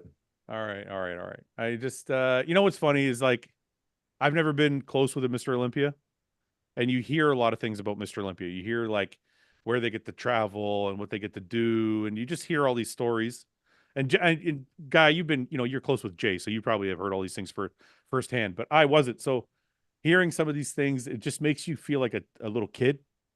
And you're like happy for somebody else. You're like, man, this stuff's you fucking get to awesome. do that? He's Yeah, the best thing ever. yeah. That's I gotta exactly tell you, it, he's the guys. best that? thing ever. That's awesome. He's the one thing. Yeah. Honestly, he's the one thing. Like you go anywhere, and then you be like, "Oh, what'd you do?" I'm Mr. Olympia. That always ends every. Oh, I'm like, oh, dude. Even places that they don't know anything about bodybuilding, you say that, and they're like, "Yeah," they get all excited. I'm like, I love saying that. I gotta admit, I love saying that. It's always the coolest thing to say. It's funny because we went for breakfast the day after you won the Olympia. Yeah. And we were sitting there, and they're like, "Oh, what are you guys here for?" We're like, "We're here for the Mr. Olympia." They're like, "Oh yeah, how'd you do?" I'm like, "He's the best He is Mr. bodybuilder in the Olympia. world." Yeah. They're like, "No way!" I'm like, "Yeah, he is. That's number one right there." If somebody asked who you, I'd be like, I'm the Nigerian lion, Mr. Olympia. I'd give him the whole shebang. No, the whole show. All right. Does anybody have any questions in the chat before we go? We're gonna wrap up there. Or anybody want to say something here? Brett, you asked a question a couple times. We never really reached an answer. Who do you think Hottie and Derek are going to go with? We kind of left that one hanging. What do you think? I have no idea. That's why I'm asking. Which one? Okay, so wait, hold on. Who is there? Let's list them. Well, it's not just who's there. Who makes sense? Like they're not going to go with Stefan because he's already got 30 fucking people. Yeah. There's like Chris Aceto, you know, Chad Nichols is probably not the right one to go. George who? Does he still coach people? I don't know. Yeah, if he does a little bit. There's Patrick. I think Patrick would be good for Hottie. I could see that being a Neil good Hill. Factory Mubarak. Yeah, Neil still does really well. I'm throwing Patrick in the ring for Hottie. I think that's a good matchup. Because Neil, I can see I'm sorry. No, go ahead, James. Sorry. I noticed that initially during Flex's career, him and Derek didn't really see eye to eye, but I've noticed that they get on quite well now, like pretty well. And I noticed that Flex likes a lot of his posts and stuff, and is quite supportive of him because of the change in character once he started to like mature a little bit. Yeah, maybe he would hit him up with Neil. Yeah. I think Hottie's got to go somewhere where that coach can understand his language. Well, look at. Can I say something about? It's like somebody in the Middle East. I'm still with Derek still as well. Look what Neil did with Mike, the badass. Sommerfeld. Look at that condition, that width, that kind of shape. Like I don't know, maybe he could work with someone like from Derek. But anyway, that's Derek. I don't know with Huddy. I got no clue with Huddy. I think a good match with Derek. I mean, he's never had top guys, but maybe like AJ Sims. I like AJ's shit. And I've seen some of the guys he's coached. They fucking. He had Justin Rodriguez and Juan Morel looking incredible. Those were their best years too, James. I think when they were 100%. Yeah. Juan was really good with him. Who did he coach? James, that Puerto Rican guy that was fucking. Yeah. Was it Marco Alexis? Rivera or something like that? No, you're on about Alexis. Alexis, he nailed 2018 Tampa Pro winner. Yeah. Beat Sergio at that show. I was actually in that show. I think AJ's more onto like lifestyle stuff though now. I don't know if he still coaches like. Yeah, he still coaches. I ran into him in Oklahoma about a month ago. He still has a few pros, but guys that like James Lowe, a couple other guys, you know. Yes, so I think if Derek knocked on his door, he would definitely.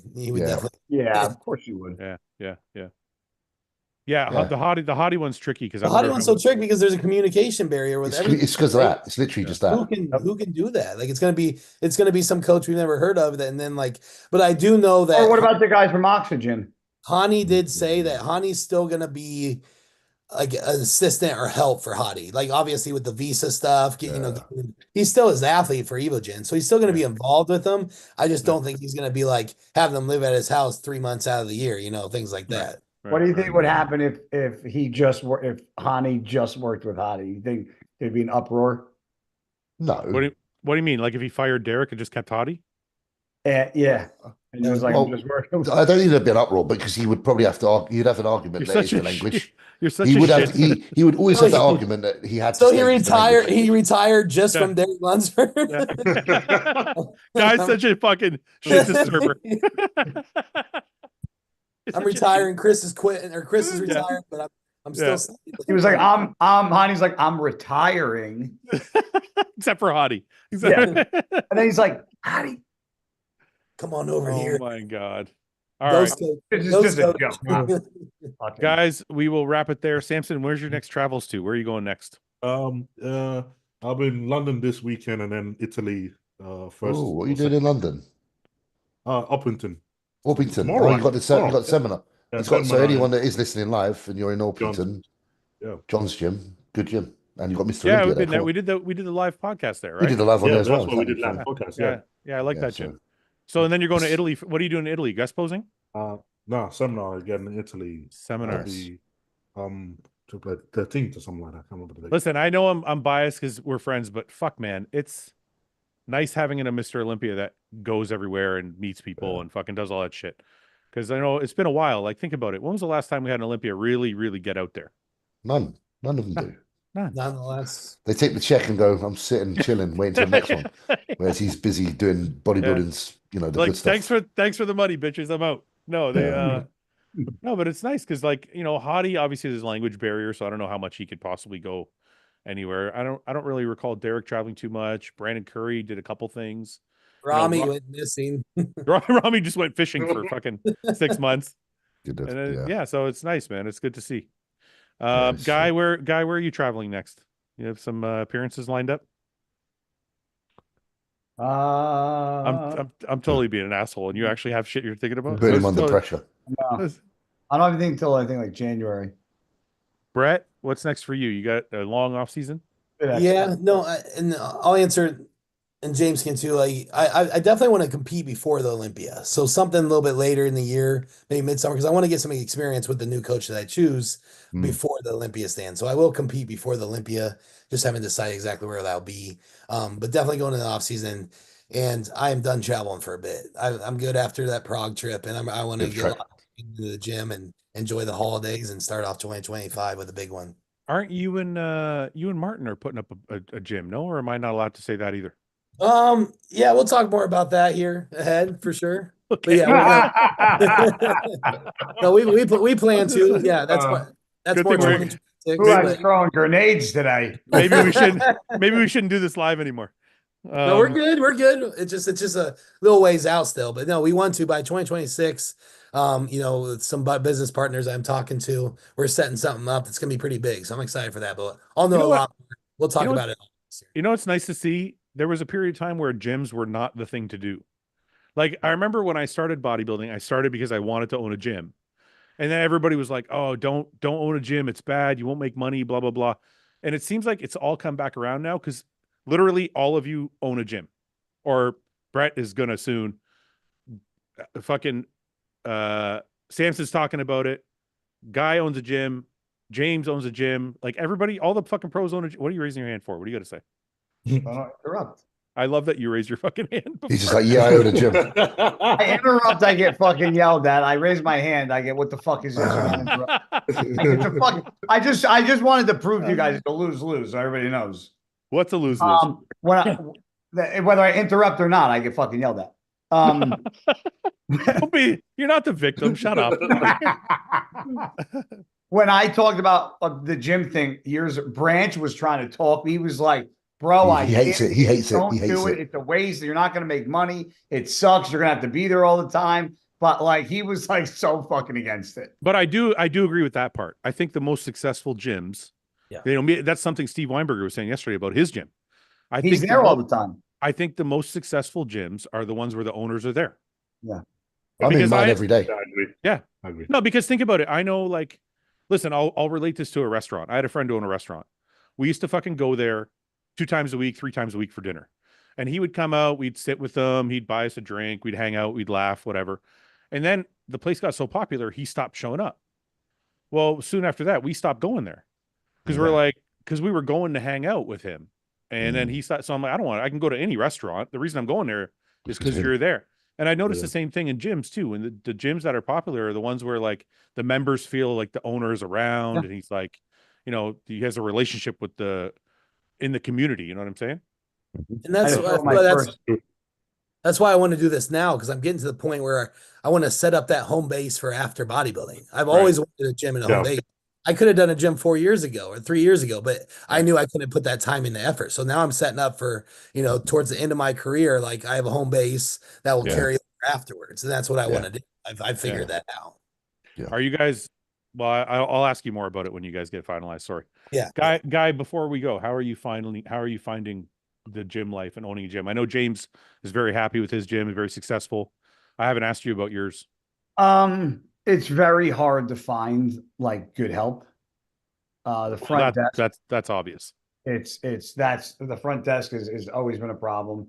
Our personal trainers are starting to pick up, but you know, the amount of like nonsense there's loads you have to deal with that like I had to throw the first guy out of my gym last week. Why he was talking about you while you're hack squatting? Yeah. He was talking to you while you're on the hack squat. His mouth. Not here, bro. I got a complaint, the same guy, 3 or 4 different complaints about the way he was talking to women in my gym. And we had that. And I warned him to please, like a month prior, like to not make me have to have this phone call again. And I had a police officer call me. What was he doing? He's being a pervert. He's being a pervert. Yeah, pretty much. You get those, you get banned. I've had one. Right, let me ask you this. Guy walks into your gym. He's got long hair and a beard. And he goes into the women's change room and you go to stop him, but he says, I identify as a woman. What happens? It matters what state you're in. Yeah, if you're a man in my gym, you're not allowed in the you got a disabled toilet. You either go in the men's room or go piss in the parking lot. Yeah. No. That's for the safety of our female Sorry, members. man.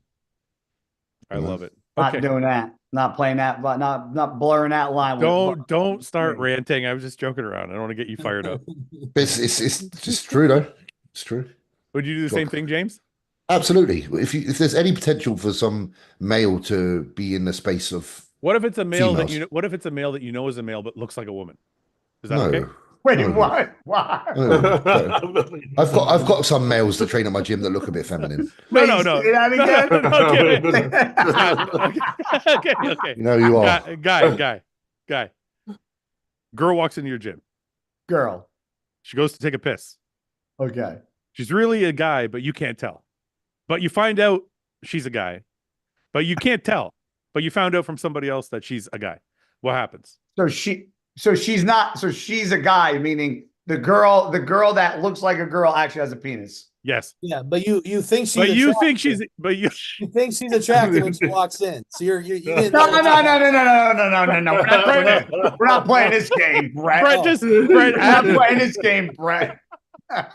Brett, add another wrinkle to it. Yeah, this isn't. Let's put the guy in the corner. No. Okay, no, seriously. Girl walks in, you think she's a girl. Yeah. She works out, she takes a leak, she goes to the women's washroom, whatever. You find out afterwards, and she leaves. Somebody's like, hey, you know that's a dude, right? You're like, okay. The next time she comes back, do you have a talk with her, or do you just let her use the women's washroom because she looks close enough? You want to know what I would do? There's no line, bro. There isn't. Sorry. So even if it's like a 10 out of 10 girl, they can hold my PP in the male toilets. You want to know what I do? Yeah. Hey, Bobby, Mike. Yeah, you got to talk to this chick, bro. He's calling HR. Calling HR on it. I would fucking throw that one to them. I'd be like, here you go. You guys to be fair, that happens at my gym because I don't deal with any of that. But I'm actually really like, how would I find out? The reason I'm asking you is this. When I used to train there's a World Gyms back in Mississauga. There was a girl there that wasn't a girl, but looked like a girl. But fit as fuck. And she used to use the women's washroom. And they let her because they're like, what are we going to fucking say to her? You got a dick, man. Get out. Yeah, but nobody in the fucking gym knew. Nobody in the fucking gym. Yeah, but that's like, no one knows I'm sneaking a gun into a club. You know? I should still not go in the club. I've got a gun on me. Not really the same. The gun Oh, can kill. The gun can kill people. The dick can't. Bro, the But- dick can kill. And then how? Listen, I'm you know. kind of with James, man. Like, if you got a penis, it goes over there. Yeah. I mean, haven't- look, like, Okay, no, so no, then no, the I- next day you're in the men's bathroom taking a piss, and she comes in there and comes right next to you. right. Yeah. You're like, all right, yeah, that's what we said. Yeah. If she's That's fair standing enough. up, I mean, then good for No, her. you know what? You know what? Brett's right. So this What? girl, she's like a fucking 9 or 10 out of 10. Yep. She just walks up to the urinal next to you and looks at you and starts fucking taking Sweet. a piss. Got a good view while you're pissing. What's the problem? I'm saying, is that make you uncomfortable or is that okay? I would probably be like, man, she's pretty hot for fucking standing up to pee. But then I would think to myself, she has a She's- penis. And then she would not be hot anymore. No, instantly, no. Instantly. Okay. All right. Well, we've answered that. Okay, boys. Thank you for today. I hope you guys all have an awesome weekend. We will catch up with you all soon. Absolutely. Oh yeah, guys. Good Okay, to see you, boys. Brett. Good to see you, Guy. Good to see you.